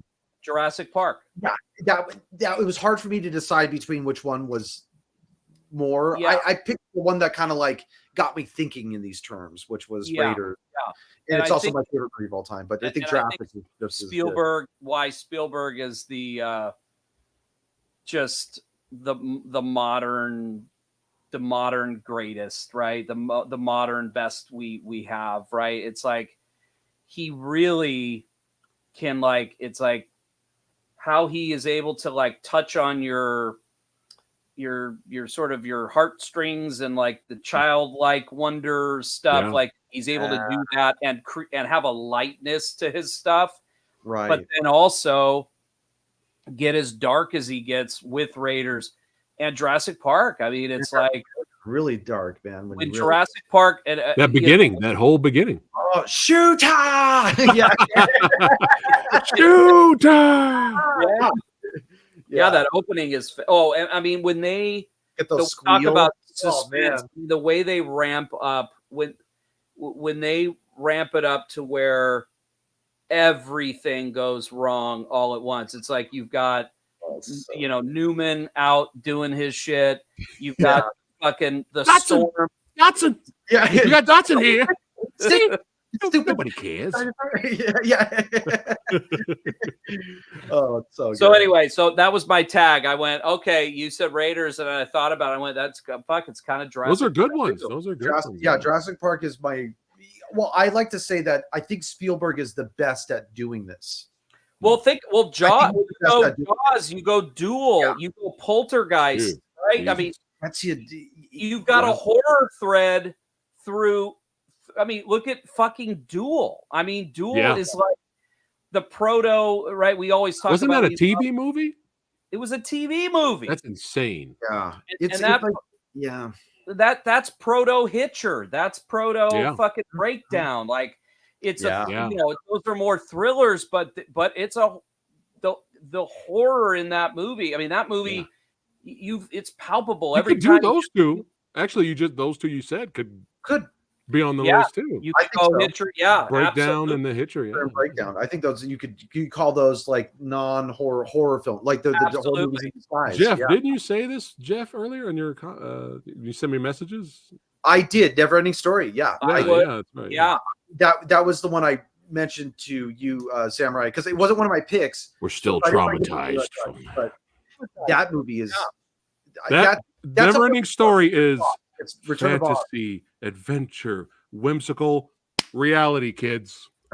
Yeah. Reality. Oh, okay. Now back to whimsical. Back to adventurous.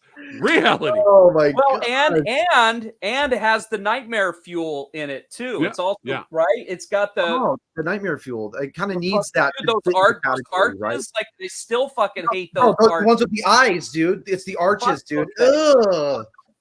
Bro, that's like pure evil. I don't know why. If you wanted to ask me what pure evil looks like metaphorically, it's those fucking arches with those laser eyes. You know what I mean? I don't know. But yeah, Raiders and Jurassic were perfect. Those are good. But Raiders, that's interesting. I wouldn't have picked Raiders, but now you got me. Yeah, that works. That's the one that you won me over on that, Jeff. You won me over because now that I'm adding in all the scenes, I actually. Now that I'm adding all the scenes, I go, fuck, the Raiders feels more horror moments than even Jurassic Park, really. Yeah, because, here's the thing. Raiders is my favorite movie of all time, I think. Oh, it's amazing. It really is. And I've said this for a long time. But I think that franchise has my favorite punch sound effect ever. Oh, the best. You know, I can't do it, obviously. But it's the best punch sound effect. But yeah, good. But it's kind of like the punch effect that you can do when you're like playing with your friends. When you're kids, but deeper, like, you know what I mean? It's like, oh man, that kind of sounds like a Indiana Jones, you know? Yeah. But I think because it was my favorite movie, I've thought about numerous times, like, why is it my favorite movie though? Like, what works about it so well for me that I love it as much as an adult as I did as a kid? And then that was one of those things that popped out. Is like, oh well, I love horror, and this movie is kind of a horror movie. You know what I mean? And you love action. And I love action. Which Retaliators has both of. Exactly. So I think that's why it hits. So, that's partly where I got the idea, but also, part of the reason I love it. The other movie that I would put on this list is a very recent movie. Samurai, I know you follow me on Facebook. I know what it is, but I won't say it. I'll let you say it. Unless you want me to guess. Is it Oppenheimer? It is Oppenheimer. And I have to say right now, I knew I was going to pick this movie as my number 2. I want to show you this T-shirt I got made. Okay, see that? Jeffrey's Oppenheimer 2023. Wow! I had this custom made on a website. Now I'm going to give you a little peek at the back. I don't want to let out like personal information, I guess, but I put all the theaters I went to see it during the summer. I saw it. Wow. 9 times in the summer. I saw it one more time. Recently. Wow, 9 times. So 10 times total. I've seen the film. This movie it has that Raiders effect for me. It doesn't belong in the horror section at the movie theater, but it is nightmare fuel. It uses all those Spielbergian techniques of like, okay, it's not a horror movie, but when I want you to be scared of something, I'm going to bring out all the techniques of effective horror filmmaking. Is it like Anxiety the movie? Oh, it's Anxiety the movie, and but also horror, man. It's not just Anxiety. He uses certain. There's a very faint. one of the more talked about scenes of the film. I'm not going to give anything away, but it is in an auditorium. A lot of people have responded to that like, oh my gosh, this is like a great horror scene, you know. Wow. Yeah, I'm not the first one to say it. Obviously, I think people are saying, oh, this is, you know, it's less of a historical drama and more horror. But I didn't know that before, you know, kind of classifying it for myself. Yeah. But it pops out at you that way. Have you seen it yet, Preston? No, not yet. It's on the list. Yeah, I recommend it. And have a good sound system working for it, because it is one of those like score-based films. Right. Which kind of I look, dude, I'm like the king of footnotes. I'm probably ADHD undiagnosed, but Darren got me turned on to what is maybe, well, look, before I put Oppenheimer to rest, I fucking love the movie. Okay, I didn't know it right away.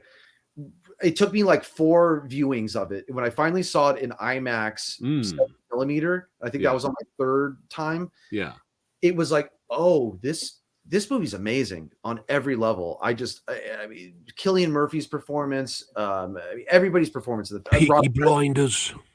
It's all about Robert Jr.'s hands. If you watch it, like, just watch his fucking hands, dude. It's like he's doing like, I don't know what it is about. I'm like obsessed with it.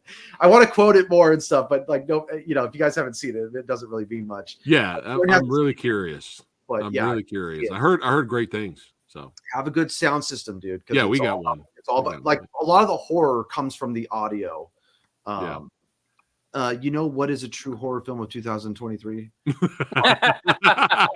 Okay, we're gonna no comment on Barbie, okay? But I did do Barbenheimer. Let's not kick up a Barbie store. I did do Barbenheimer, okay? And I didn't have, and I had good things to say about Barbie, but I don't want to get into it. Barbie is a different type of horror. Yeah, right. For another list. Yeah. We'll get but no, that's a good one. Well, the footnote on Oppenheimer, real quick. Okay, go ahead. Was a movie that, because we're thinking about score-based films, where it's like you need the audio going full blast. Like, don't watch this on your shitty phone, you know, or even if you have a great phone, don't watch it on your phone. Is Phantom Thread, which is the second, I think it's the second to last movie that P.T. Anderson did. That he wrote and directed, and he led a team of a crew together to choreograph the film. The film doesn't have an official choreographer. He basically led the team that did the director of photography. Sorry, Darren, you turned me on to that, because I completely glossed over that movie, but Johnny Greenwood from Radiohead does the soundtrack for it. I don't know if you're into anyone out there is into Radiohead, but yeah, he does the score for it. It's really just a breathtaking film. He's a creep, right? Is he a loser? Have you seen Phantom Thread, Samurai? That went over his head. I said, "Is he a creep? Is he a loser?" I missed it. You know, no, I have not. Kinda. You know, you got to see the movie. I had.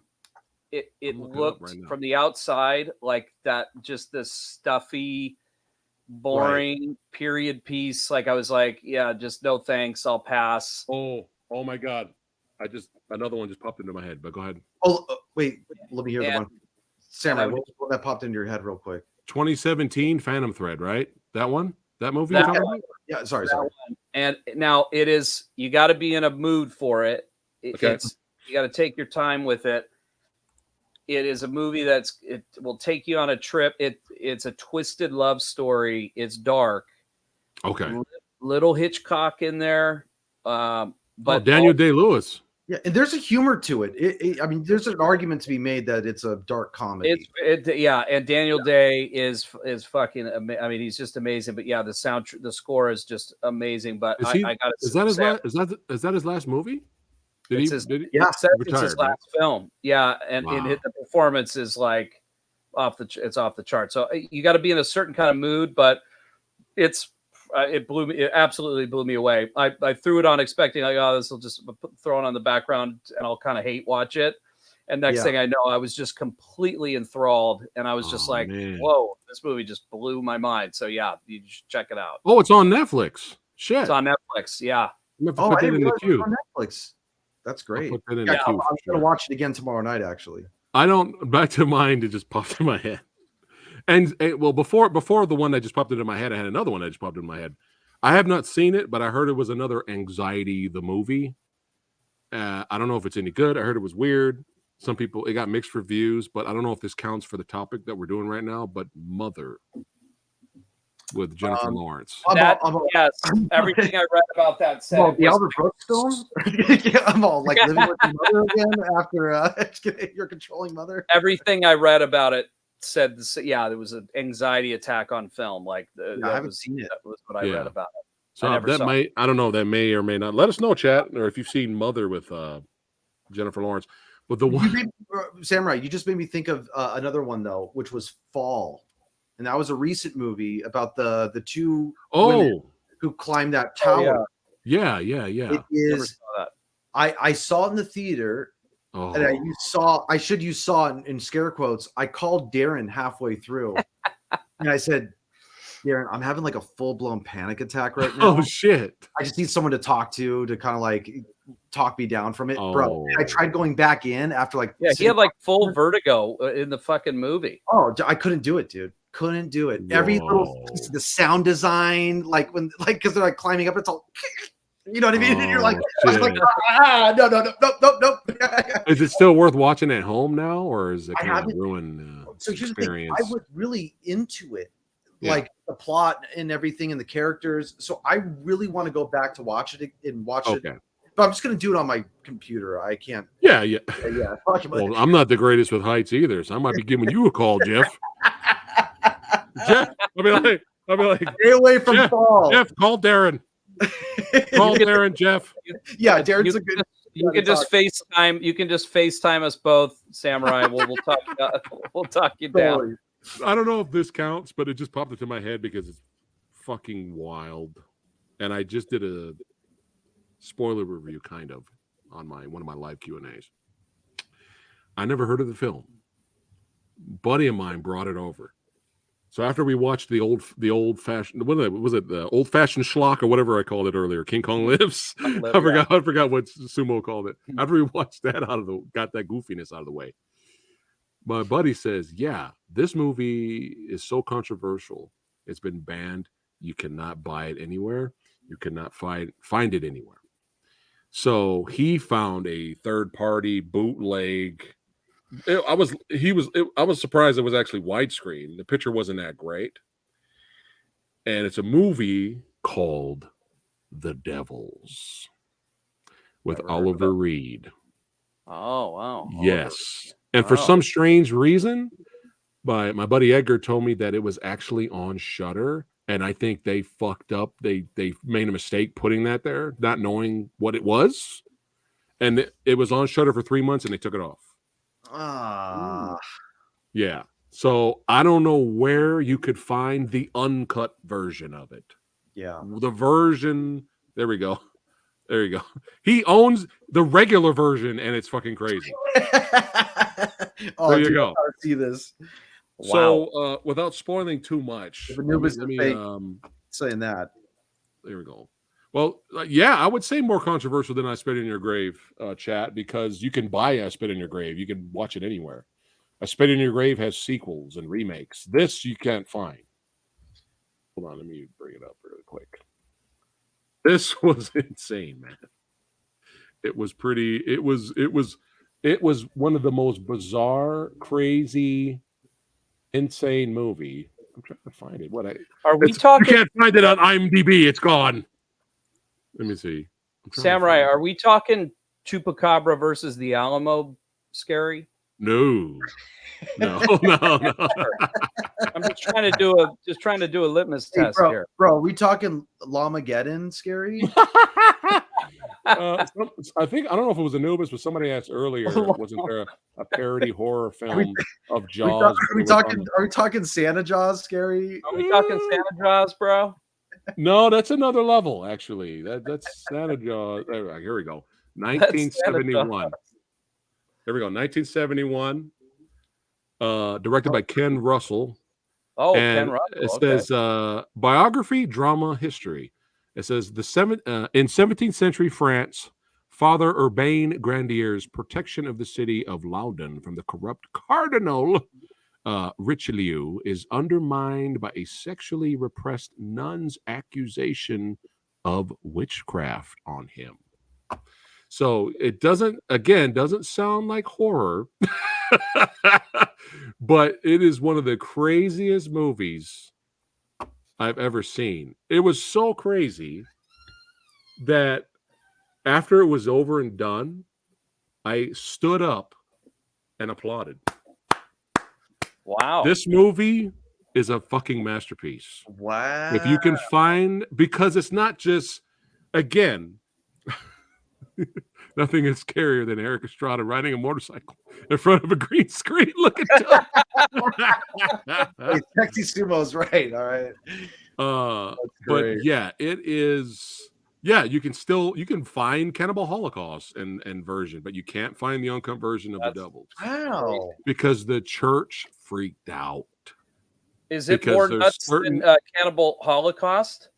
Well, it's not necessarily violent and they don't kill real animals. It's not that kind of movie. It's what the nuns do to a certain statue. Yeah, they could. Okay, so All right, don't go. A Don't spoil it. certain- Don't spoil they're it. going like the moral depravity angle for why they banned Right. it. You know what I mean? Yeah. It's like, Yeah. It's more Think banned. of crazy, insane religion gone wrong.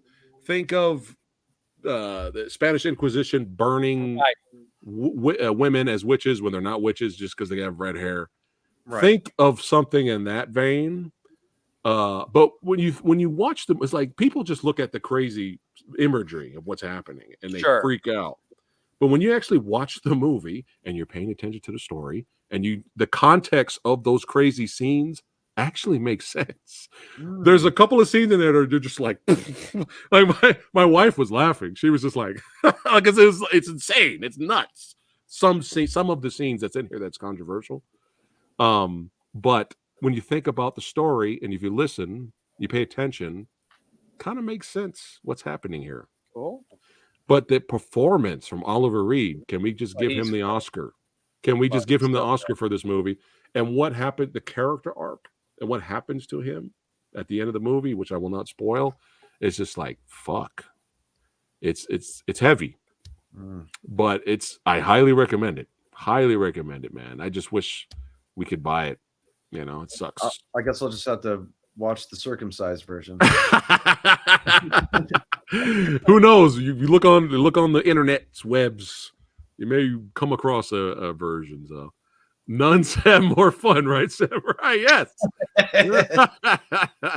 Oh man, but yeah, there's the Devils. So I don't know if that counts for the topic here, but Sounds like it. Sometimes reality and people in power abusing their power can be horrific. Absolutely. So, but did you have any more before we go to Eli Roth? I think that, None that come to mind. Yeah. Yeah, that was a good one too, Darren. Jurassic Park. That was a good one. That Jurassic Park's on the list. I always thought about doing a video of movies that like blew my mind when I saw them in theater. Doing like a list, right?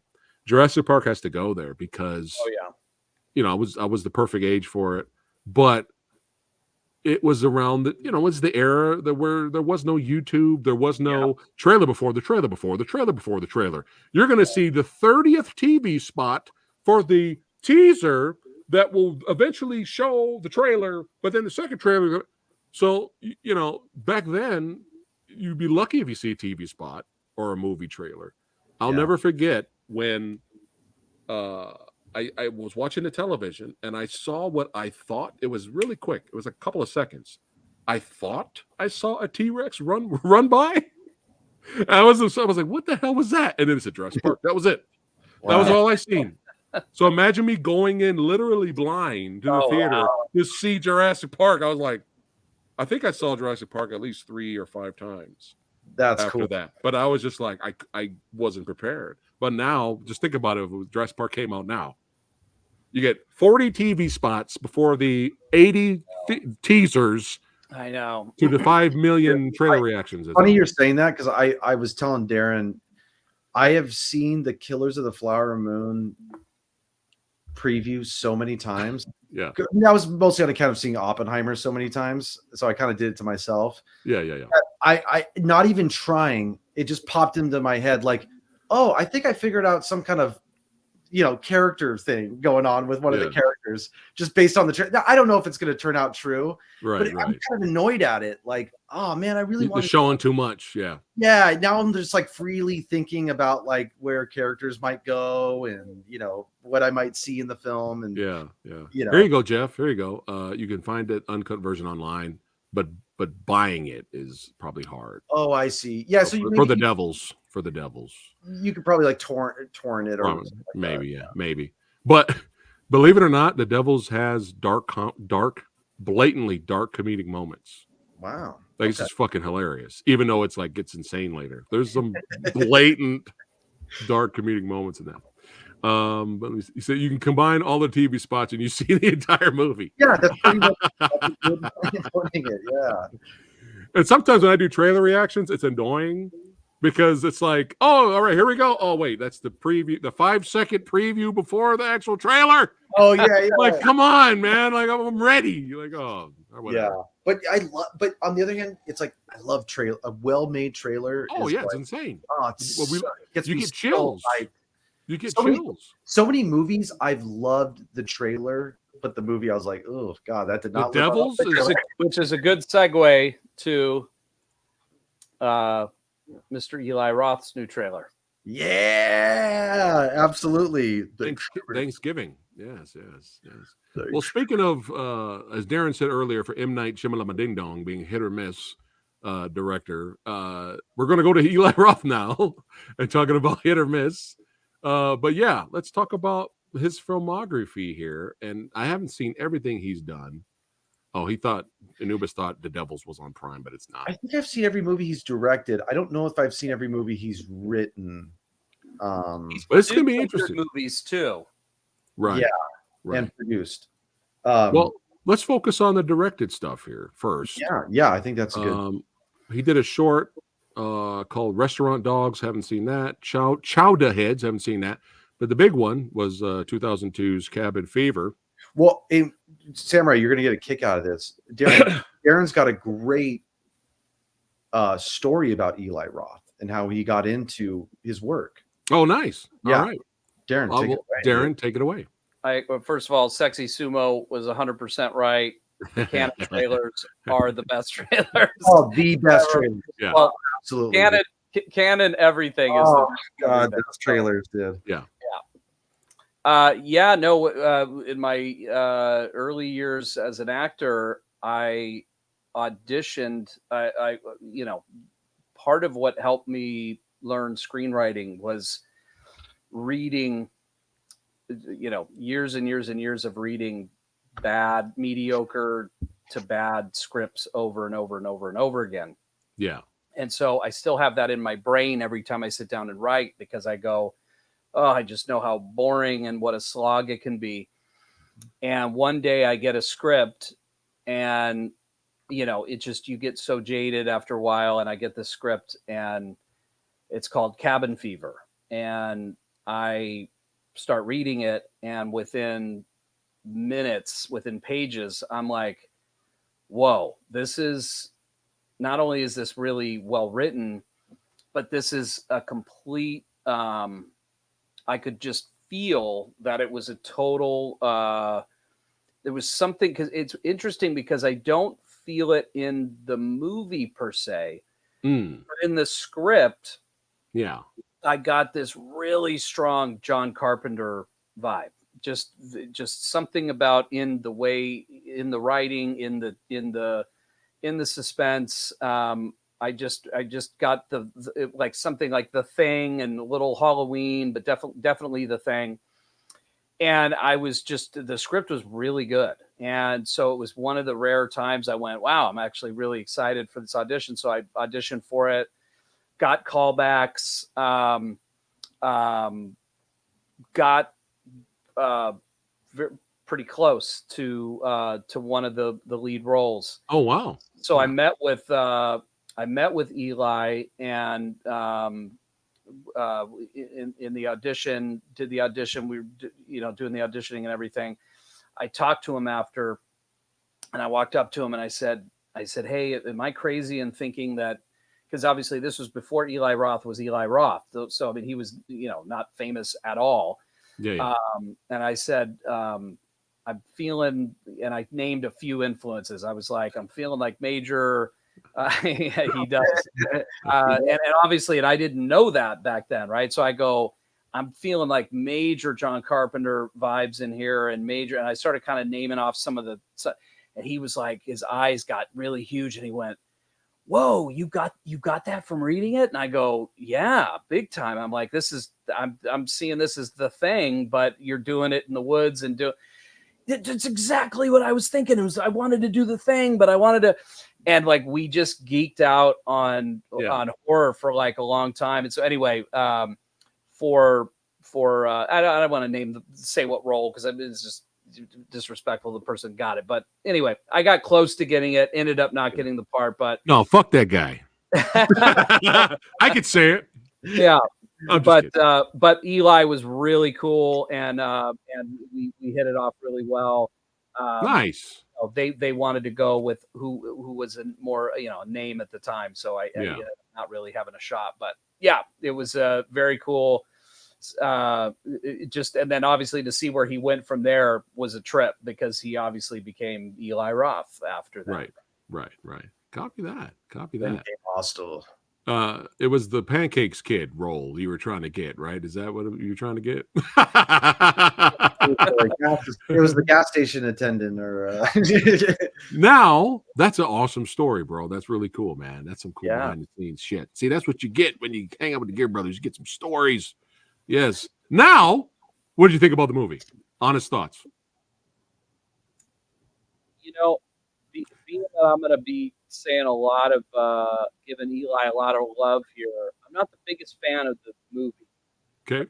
In fairness, being completely real, whenever I lost roles, I always watched the movie through the filter of being very harsh on it, because it was like, I didn't get the role, and so I would be being young, and so in fairness, I probably need to do a rewatch on it to be completely fair, because the very next movie I watched of his blew my mind. It is one of my top favorite horror ever, So, right. Jeff, what did you think of a lot of copy it? that? What did you think of Cabin Fever? Yeah, look, I've only seen it once. I really liked it. I thought it was really, the writing is just super smart. I love the dialogue and the characters. I love the story. I really dug it overall. But I think by that point I was so, it just it didn't seem to meet the real gold standard for me, which is Hostel, in his pantheon of movies. I would in fact, I don't put Cabin Fever is probably a little lower on my list of his films. Right. At least, like, it's probably like top 5, but it's probably like 5 or something like that. That movie has a remake, right? I do, and I haven't seen it. I heard it's not good. I kind of avoided that one like the plague. And I really do need to do a fair rewatch of it. I really do, because I do too. I do too. I haven't seen that movie in years, but the Pancake Kid always gets a laugh because it's wild. It like 2 years ago, and I actually it's a good movie. I think you can't. Okay. I think if you walk away, you're not going to go, "Oh, that movie." When we went to go see it, we had fun with it. Yeah, it was, especially when you watch that type of movie with a crowd. Right. Yeah. It was fun. But we were, I'm going to be honest, we were a little disappointed because of the hype.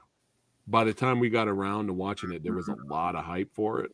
Right. And I don't know. I remember even in like the TV spots or trailers, I don't know if it was Peter Jackson's name or Guillermo del Toro's name, saying like, this is the best thing since Evil Dead, and like really, and we were like, oh my God, we got to go see this. And it was entertaining, but I don't bow down and worship the Cabin Fever dick. You know what I'm saying? But I haven't seen it in a long time. Yeah. I may love it after rewatching it, but I know, yes, the Cabin Fever prequel. Yeah. Was that Cabin Fever 2? Because that was garbage. There we go. Cabin Fever 2 or 3 or whatever. Oh, you're talking about the remake. But yeah, there's a sequel or something. There's a sequel. They remade it. Yeah, they've done a bunch with it. It makes the first Cabin Fever look like Vertigo. Yeah. I mean, it's like really bad. Yeah. But yeah, it's not a bad movie at all. There's some fun to be had for Cabin Fever. But I wasn't like going crazy like everybody else was. But now, the next film and his repertoire, I don't know what The Rotten Fruit is, but Hostel was 2005. That was the big one. Yeah, that movie was masterpiece. Revelatory. It's like that was like a revelation when I saw that one. That was that the official film that started the torture porn, or was it Saw? It was. When did Saw come out? Saw was 2003, I believe. Yeah, good question. I think they might have the same. I guess Saw started the idea, and then Hostel made it an actual genre now, right? With the torture porn genre, maybe. Yeah, I think you're right. Yeah, Hostel came out a year later in 2005. Okay. So Saw was 2004. Yeah, Hostel, man. Yeah, and that really is just such an exemplar case of the left turn in a film where it's really effective, where they don't drop the ball, where it's able to kind of take you from a movie like Euro Trip and then angle it into like some of the like most effective horror ever. Yeah. Basically, I wish we would have seen Euro Trip into Saw. Like right, yeah. I wish I would have seen burn. I love that they take like 45 minutes or whatever it is. They take such a long time, and I love it. I'm surprised that movie was a hit because of that. True, because you know how the audience is, man. Well, I think the Euro Trip that keeps them entertained. Right. That got teenagers to go see it probably. Well, expect a party coming of age kind of, fun movie. Maybe there'll be some scary stuff, but everyone will be, But they did a smart thing. Whose idea it was, I wonder if it was in the script or not. The title sequence being in that underground with the whistling and the sweeping and all the blood was brilliant, because that movie starts and you're like, okay, right, I'm in for it in this motherfucker, and then you go the 45 minutes, you know what I mean? So it's kind of, it makes it so that you feel this impending doom the whole first 45, they're gonna get fucked up. Someone's getting fucked up and somehow we're going back to where that guy is, pushing, mopping up blood and whistling. Like, how could you whistle mopping up blood? I wish we would have saw in theater. I mean, not Hostel in theater instead of Cabin Fever. We probably would have had more fun with that one. 8mm, was that torture porn? That's a torture porn movie. Yeah, I haven't seen that with Nicolas Cage. Was that torture porn? No, it was about torture. It was literally about torture porn, like snuff films and shit. Right. Interesting. So not as a genre. Yeah, as a genre. Right. That was just the subject matter. Right. All right. So, man, it's been so long since I've seen the sequels. I remember hating the third one, but he didn't do the third one. Somebody else did the third. But what did you guys think of 2? I don't remember 2 that well, but I don't remember. What's funny is that I like 2, but I love 1 more. But I'll tell you this though. Or you're over there, Darren. Darren told me, he goes, I remember you even telling me, Darren, you were like, dude, 2 might even be better than 1. You were really 2 after you had seen it. Well, I gotta rewatch it now. Not after you saw it, but no, this is what I say. Yeah. Sorry, I don't want to misquote you. No. I don't know if I would say it was a better film.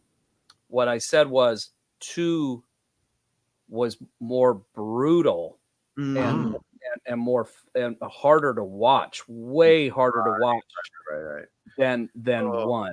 The one I feel like I can get through it, and it's almost more psychological. That one's more psychological. Like, it's just rough. It's just rough. It's really, really rough. So but I think really good. Really good. I need to rewatch it because it's been a long time. I don't remember hating it like 3. 3, I was like, "Fuck you." Well, garbage. You have to give full disclaimers. We can't speak on 3, and here's why. I'm gonna give honest disclaimers. I'm gonna give honest disclaimers, just like I was honest about. I probably don't have a fair opinion about the first half of year. I can't.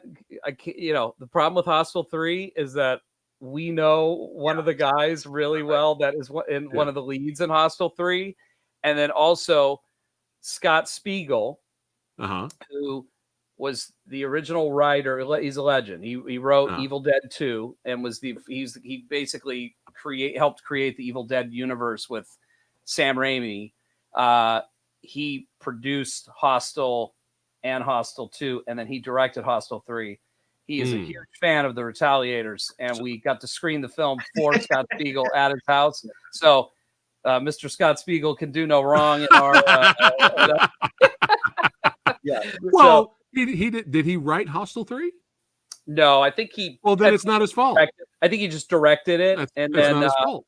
And then our friend Skylar Stone is one of the actors in it. He's not his fault. He's doing his job. And incidentally, Skylar Stone is at the end of the Retaliators. He's the guy that gets punched at the end of the Retaliators. Oh, that's right. That's the guy who's the jerk to the at the end. The daughter. The daughter, yeah. The spoiler. He's one of the guys. He's the guy that gets the most brutal death in Hostel 3, the one where his face is ripped off. Right. Hey, not Scott's fault and your friend's fault. It's not their fault. They're just doing their job. Hey, it's just the script. They needed you guys to do. I love the film. I love the film, but we just have to give that disclaimer so you can't trust us. But I right. You have to choose whether we're telling the truth or not. The Gear Brothers are never being invited back. They are banned now from the dojo. No, it's all good. It's all good.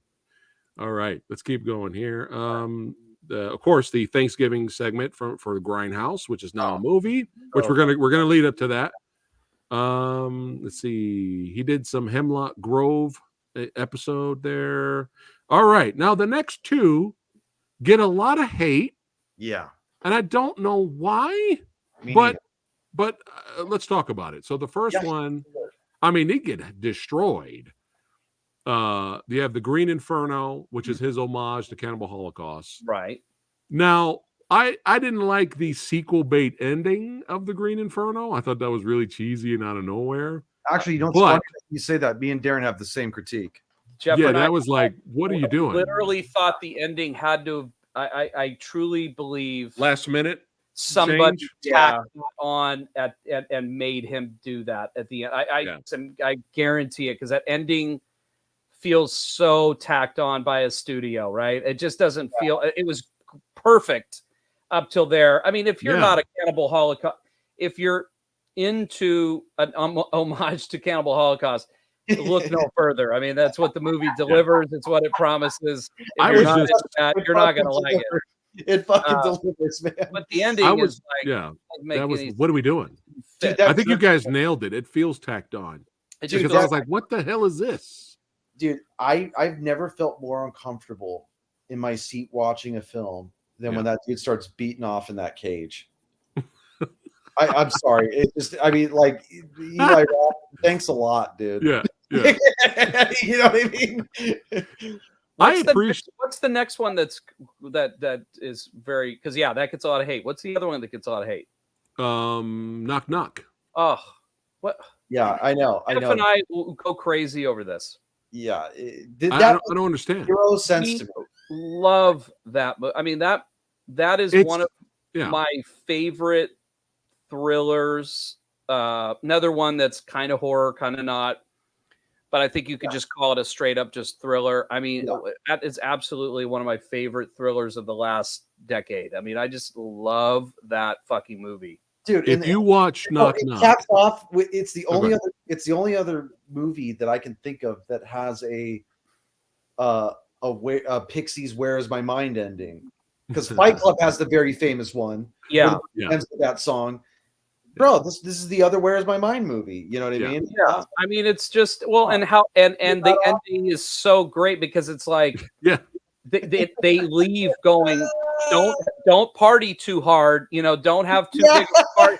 And then it's at the end, you walk through what that fucking house looks like. I mean, it's so good. It's so brilliant. And when you just see how trash that movie gets, you just go, what the fuck? I mean, that's a movie I could just watch over and over again. I just have Keanu. I love Keanu Reeves in it. Right. Here's the test. My second. Here's the test. If not my favorite. Go ahead. Sorry. No, here's the test. If you're watching Knock Knock with someone, and Keanu Reeves' character yells out, "It was free pizza," and that person does not laugh, they didn't get the movie. Well, the movie clearly comedy. It's a dark comedy. Dark comedy. It's an obvious dark comedy. Yeah. Now I had the. Go ahead. Oh no! What I was crazy about it actually was me and Darren went to one of these like a movie club in LA where they screen 35 millimeter and stuff, and they have this guy there. They had access to these like trailer compilations that these guys who work on these things put together. And they put together, dude. They had so many classic canon movie trailers from the 80s. It was a treasure trove of great stuff. And one of them, as it was playing, it was called The Death Game. Right, I was getting to that. Yeah, and I had never seen. I had at that point. When I saw Knock Knock and I loved it, I didn't realize that it was me neither. A loose remake of the Death Game. Yeah. And so when I saw that trailer, I was like, oh my god, this is Knock Knock. And I was like, wait, he's got to know that. Like, obviously, it's like fucking Roth. You know what I mean? And so you just do a quick Wikipedia search, and it's like, oh, okay, it totally is. And it's the movie that introduced the world to Ana de Armas, who's a big, huge, popular actress now. So when we saw the movie, me and my wife loved it, and we were laughing our asses off. And afterwards was when we looked up comments and reviews, and we were like, oh my god, people fucking hate this movie. They say it's the worst film they ever seen in their life, and we were like so confused. Then later I found out it was a remake of Death Game, because I was looking up Clint Eastwood movies, and that actress that's in Death Game is in a lot of his films, and that's how I discovered Death Game. And I was like, holy shit. So I had the honor of interviewing David Worth. David Worth came here on the channel, hung out. He's a sweet man. I may have him come back. He wants to come back and talk more movies. He's a sweet man. So I had to ask him. Was he directed Death Game? I had to ask him. I still have not seen it yet. I have not seen it yet. But I had to ask him, so what is your honest thoughts of Knock Knock? Yeah. And him being a sweet old man, he did not bash it. He did not pull a John Carpenter talking about Rob Zombie's Halloween. He did not do that. All right. But he said, he had a smile on his face, and he said, they did the best they could. He's a sweet. He's such a sweetheart. He goes, they tried. That's it. He didn't bash it. He didn't say it was horrible. He didn't say don't watch it. It's a disgrace. But he says, it's my film is the original, but they did their best they could, and he had a big smile on his face. Yeah. But now I want, there you go, Sandra Locke. Thank you, Anubis. That's her name. She's in a lot of Clint Eastwood movies.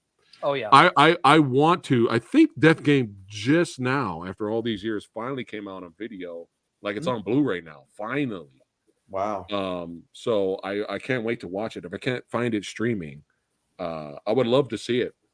Yeah. And it's probably for the better that we enjoyed and saw Knock Knock first, and enjoyed Knock Knock for what it is and for what he was trying to do with that. But yeah, I may love Death Game more than Knock Knock. You never know, but that doesn't mean I'm gonna hate Knock Knock now. Yeah. But yeah, Knock Knock is like a 4 something out of 10 on IMDb right now. Does not make any sense to me. But Green Inferno, I mean, obviously, Cannibal Holocaust is Cannibal Holocaust, right? That's got to be lower.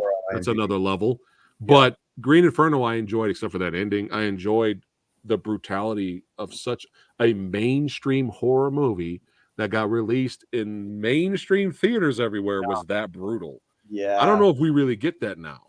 I don't think we do. No, probably not. Like mainstream horror movie release, something that brutal. I Mhm. remember when Halloween 2018 came out, and people were like, "Oh my god, this is the most brutal!" I'm like, "Oh my god, Oh, that's really, dude?"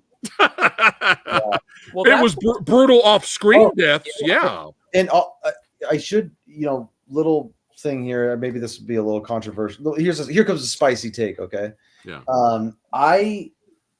My favorite of that trilogy Spicy. was Halloween Ends. Wow. I'm just gonna leave that there. Holy shit! Wow. It was my favorite of the trilogy. Wow. And I genuinely enjoyed it. I genuinely had a good time. Hey, we can all agree to disagree and still be friends. Call me motherfucking crazy. It's all right. It's all right, Jeff. We still love you, brother. Wow. What I wanted to say about I want to know. Roth, I would like to. I'm just curious what you enjoyed about that.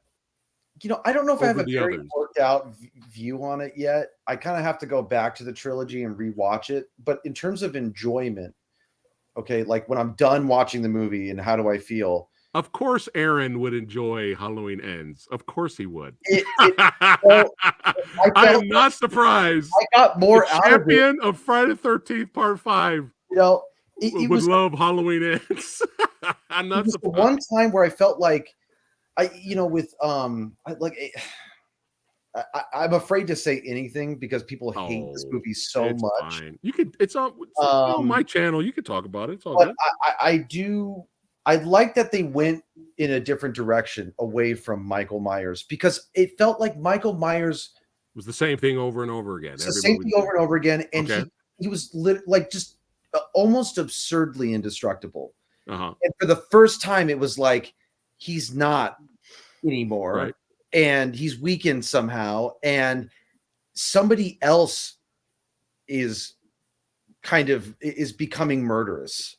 Yeah. And kind of like the town is making him a murderer. I think that was part of it too. And I kind of like that theme of it where it's like, so I really enjoyed watching that play out because it felt fresh to me.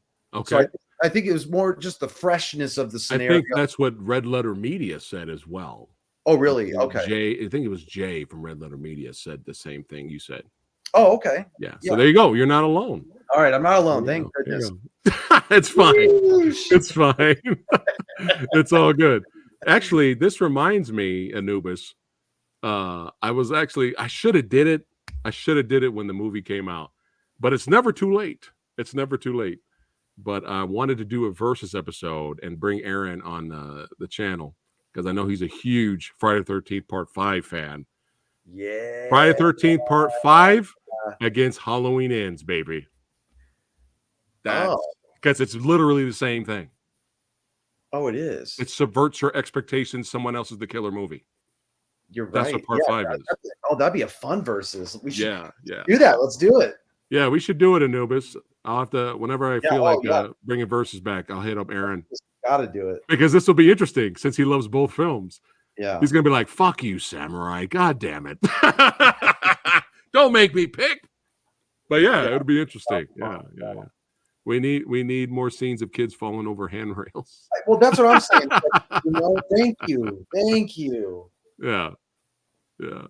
But hey, it's all love here, baby. That's right. Hey, we're all different. Let's keep going. Here. South of Hell is a series. He did an episode on that. Now we are big Charles Bronson fans. Again, check our 10 to Midnight review, guys, if you haven't seen it. Honest thoughts of Death Wish. I'm gonna be straight with you, Sam.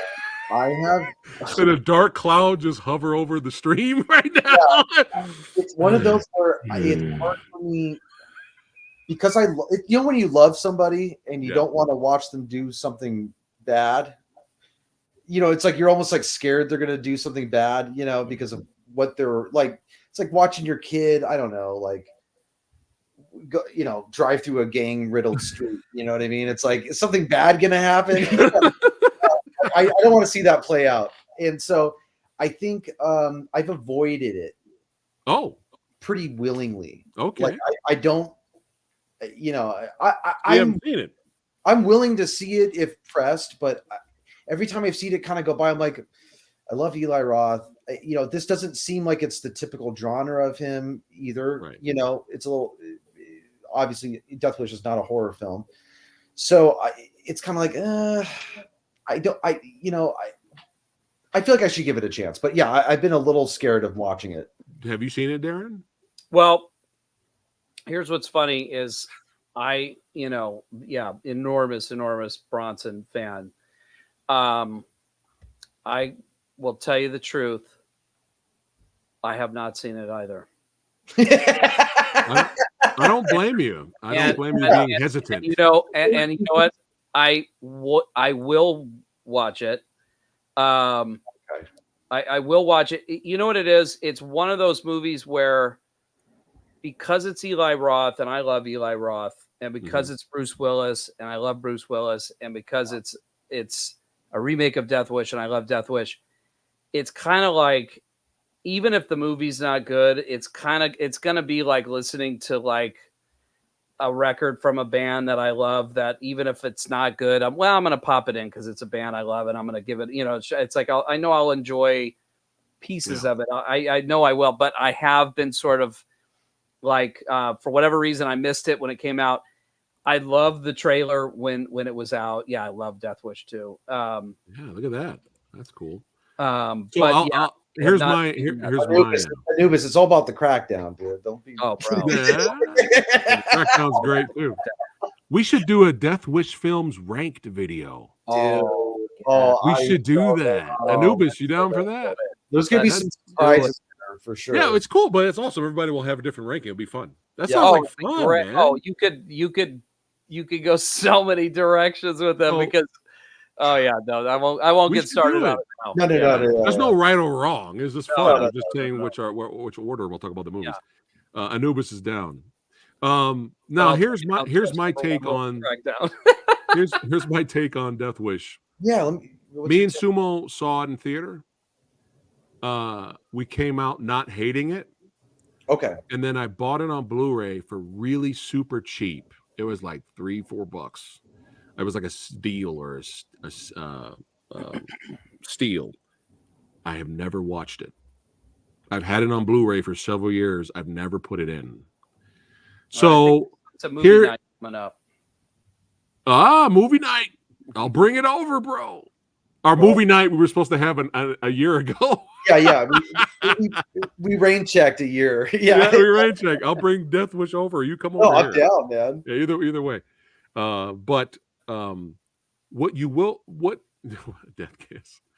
Yeah, it's kind of sad. There's a Bronson exploitation now, right? Yeah. No, I heard that actor's a sweet man, or he's a very nice guy. He's not like an asshole. I heard he's a sweet guy. I reviewed one of his movies. I had guests from some of his movies that were in there. There were stuntmen, martial artists, and stuff like that. And I can have fun with him because he's just working, trying to make a buck, and he's known to be a Bronson lookalike.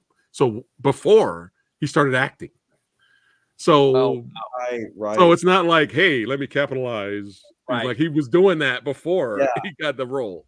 So me and Sumo watched Death Kiss, and Death Kiss was extremely low budget, but we actually ended up liking that more than the Bruce Willis movie. Whoa! Okay, I gotta watch that then. That's it's not like it's amazing, but we kind of just enjoyed it. It just felt more like a traditional Death Wish movie. The Eli Roth one, the social media is involved and the internet's involved. And he becomes famous online as a vigilante. It's a small spoiler. It doesn't matter. I see what you're. They kind of. It doesn't matter. Now, if you compare the Bruce Willis one to the original, it has more action. It's way more violent. It's way gorier. So today's audience will most likely enjoy the Bruce Willis Death Wish more than the original. They'll probably think the original is boring, like Bone Tomahawk. But it's just missing something. You may watch it when I finally bring it over or whatever. You may watch it. You may enjoy it, but you'll forget about it an hour later. Interesting. Okay. Just kind of a forgettable film. Yeah. And I still don't know why I bought it. I'm like, why did I buy this? Oh, it was cheap. That's why. But Yeah. I've had it for years. Dollar bin. I've had it for years, and I've never watched it since. So Yeah, I'm down to watch. I really would like an opinion on it. Oh, but this might be perfect revisiting it with you guys. Yeah, Yeah. I've only seen, so I have a funny kind of what's the word I'm looking for? A blind spot with the Death Wish series because I haven't seen 2 or 3, but I've seen all the others. I saw 4 and 5. You haven't seen Death Wish 2 and 3? I haven't seen 2 and 3. Oh, Darren. I know. Darren, what are you doing? I failed Jeff on the Death Wish series. I got not on other Bronson runs. Bro, so he's good on the others. But Bro, 4 and 5, Death Wish marathon. I dare you guys. I look. I don't think. Ooh, thank you, Sumo. I'm gonna watch 2 and 3. I'm still gonna think 4 and 5 are the best. 2 will you now? Let's put it to the test. Let's put it to the test. That's it. Darren. He's got bazookas in the city and shit. Don't spoil it. Don't give it away. Don't give it away. Darren, that's it. Bro. I'm coming over, or you guys are coming over here. We're watching 2, 3, and then the remake. Boom. Oh, I love it. Death Wish marathon. You might have to do pizza, beer. Let's do it. We have to throw in Family of Cops in there. We have to do a Family of Cops. Wow. Ooh, pull it from the series there. Yeah. We're gonna have to go Family of Cops. Dude. We got to do it, Darren. We got to bring Jeff into the fold. But it's actually perfect. 2, 3, and then the remake. Yeah. But thank you, Sumo. I thank you for reminding me of this. The best Death Wish remake, the real Death Wish remake, is the uncut version of Death Sentence. If you have not seen Death Sentence, it is fucking phenomenal. Never seen it. It stars Kevin Bacon. Yeah. And this is the real, in my opinion, in the spirit of the real Death Wish. Death Sentence kicks Death Wish remake's ass. There's no comparison. It's not even close. You know, it's the same writer, right? The guy that wrote the novel of Death Wish. I think it's Brian Garfield. He wrote. And okay.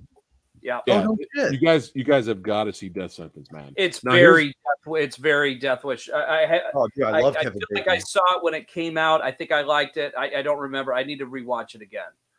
But here's the crazy thing, and it always bothers me, is that this is directed by James Wan. And no one talks about it. No one mentions it. When people go through James Wan's filmography, they always say, hold on, let me click on something real quick. They always mention Saw, the guy who did Saw and Aquaman. they will mention Aquaman before they mention Death Sentence. It's almost like it's shh. We don't want to tell people about that one. You hear more people talk about dead silence.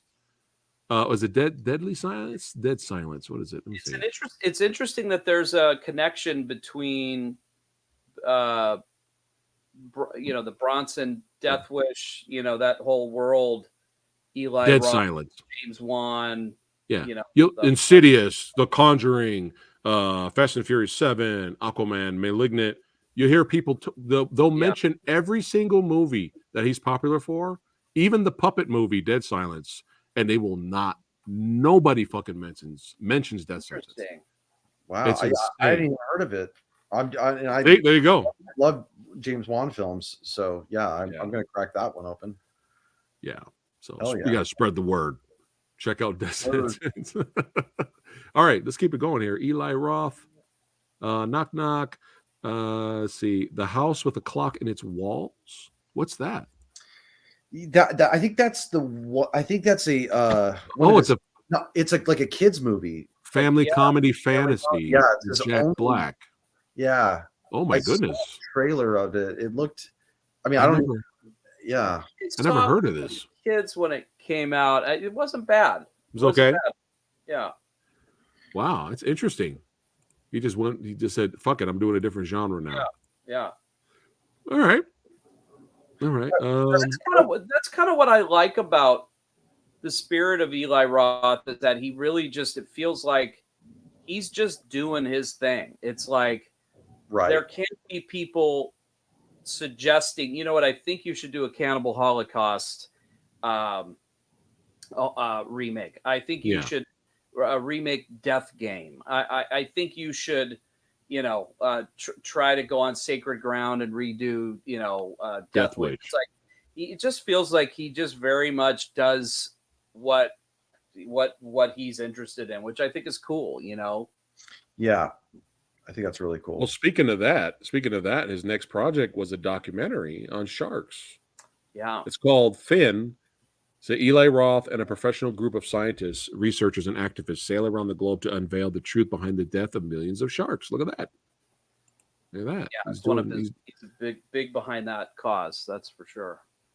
And then after that, Eli Roth's Haunted House Trick VR Treat. It was like a short he did. Yeah. But the next two big one, the big one, well, I guess, is he still trying to do that Borderlands game movie? I don't know. They have it listed here. I keep seeing that he is and it isn't. Or, you know, I don't know. But I'm not going to lie, man. I should have did a trailer reaction to it. But I'm not going to lie. Thanksgiving looks fucking fun, bro. Dude, looks... We should go see that in the theater together. Dude, I am down. I looks like old school slasher. Dude. Fun, yes, right? Like I started getting like teenage, like, whoa, this is like, right? I mean, what's the last? I don't know. I just started getting old school slasher in the theater vibes. Yeah. Yeah. It feels like him fully in his element where he does his best work. Right. And feels like a return to form. Like not I don't want to make it sound like he hasn't been as good as he was since like Hostel or something. Like I said, I love Knock Knock. I love all those other movies, but this feels like it's like in that wheelhouse of, you know, classic horror tropes and stuff like that. Like, right. It looks really, you know. I don't know. Was there a red band version of the trailer? I don't remember. Was there a lot of blood in there? I don't remember. But yeah, you could do a reaction, Anubis. It looked we won't spoil it then. Trailer. I mean, put it this way: the trailer's so good, the kills in the trailer looked awesome. Like it looks like there's going to be some good stuff. Yeah, great. But yeah, go do a reaction. It looks like this has the potential to become my favorite, you know, Eli Roth film. Yeah. And that's exciting when you go to see, like when Death Wish came out, there was no way I was going to even look. I might really love Death Wish. I don't think there's any way that I'm going to walk out of Death Wish and go, this is my favorite Eli Roth film. Right, and the same with the clock on the wall or whatever. Like you go into that movie. Yeah, I might really like it. I'm not saying I might really love it, but it's like that bar of the best Eli Roth is really fucking high. You know what I mean? So, but watching the trailer, you know, it was, I was walking away going, oh, this could be so epic. Like this is going to jump up the list and, you know, maybe overtake Hostel. So, you know, I'm I just love the speed and the furiosity of the swings. That shit, dude, not this slow ass fucking shit. Like he's just trying so hard to slice and dice. I love the speed. Yeah, it's really fun. So I'm now on. That's it for him as of right now. I'm on writer now.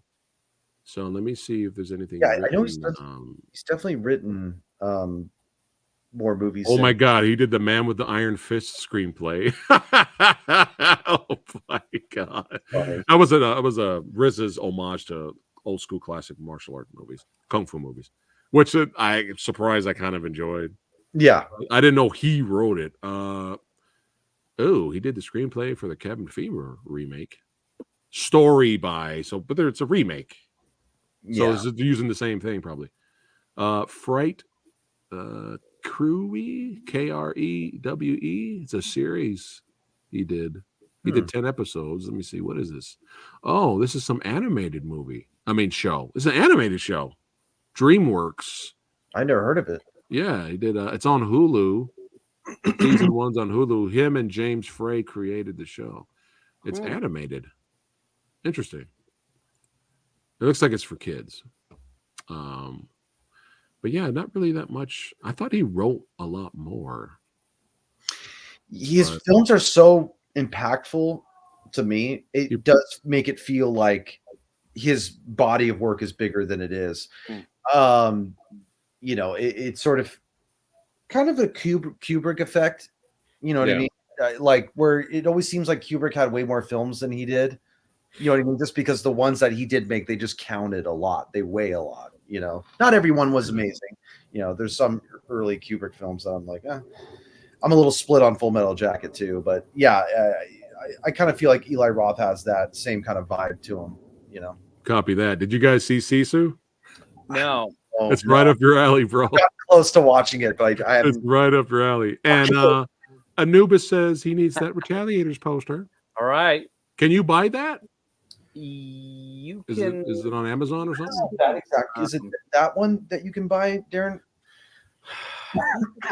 We've got a merch. There's merch on the Retaliators. I think it's retaliatorsmovie.com. I think you can buy, there's a bunch of stuff on there you can buy. There's shirts and we've got a we have a big line of merch coming out actually. I don't know if I can announce it yet. But it's in a you'll keep us posted. Yeah. There you go. There you go. It's gonna be awesome. Now, this movie here kind of goes along with the topic before we started talking about Eli Roth. Have you guys seen Aftershock? Yes. All right. I know of it. That's his earthquake movie, right? Brutal fucking movie. Did you like Aftershock? I honestly don't remember if I liked it or not. I saw it once. I remember it was very brutal. That's all I remember. Yeah, there's some brutal kills in there. Yeah. Yeah. I was not a fan. I was not liking it at all. But I don't know why. I feel if I watch it again, I will laugh hysterically, and this will be a good bad movie experience. Yeah, I can see that. But yeah, this is like, it's his earthquake movie, but it could be horror if you look at it a different way. Yeah. But I have a feeling if I watch it again, I'm gonna enjoy it. But at first, I was like, "What kind of movie is this? What are we doing?" Like I was really frustrated with the characters. I was frustrated. Yeah. There's a Norwegian film called The Quake. And I highly recommend that movie. In my book, it is like the perfect earthquake movie. It's like it's the gold standard for what I love disaster films. Disaster, that's a whole other category we could go on. But like, well, now you have to watch Aftershock. Huge. Totally. And I also really liked it for being a big fan of like disaster films. I really loved the Gerard Butler one that came out not too long ago, Greenland.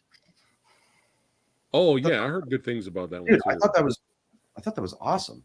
2018, The Wave was only the beginning. The Wave is really good too. In 1904, an earthquake of magnitude of 5.4 on the Richter scale shook Oslo, with an epicenter in the Oslo Graben, which runs under the Norwegian capital. There are now signs that indicate that we can expect a major future earthquake. And is this a plot synopsis, or you're reporting the news?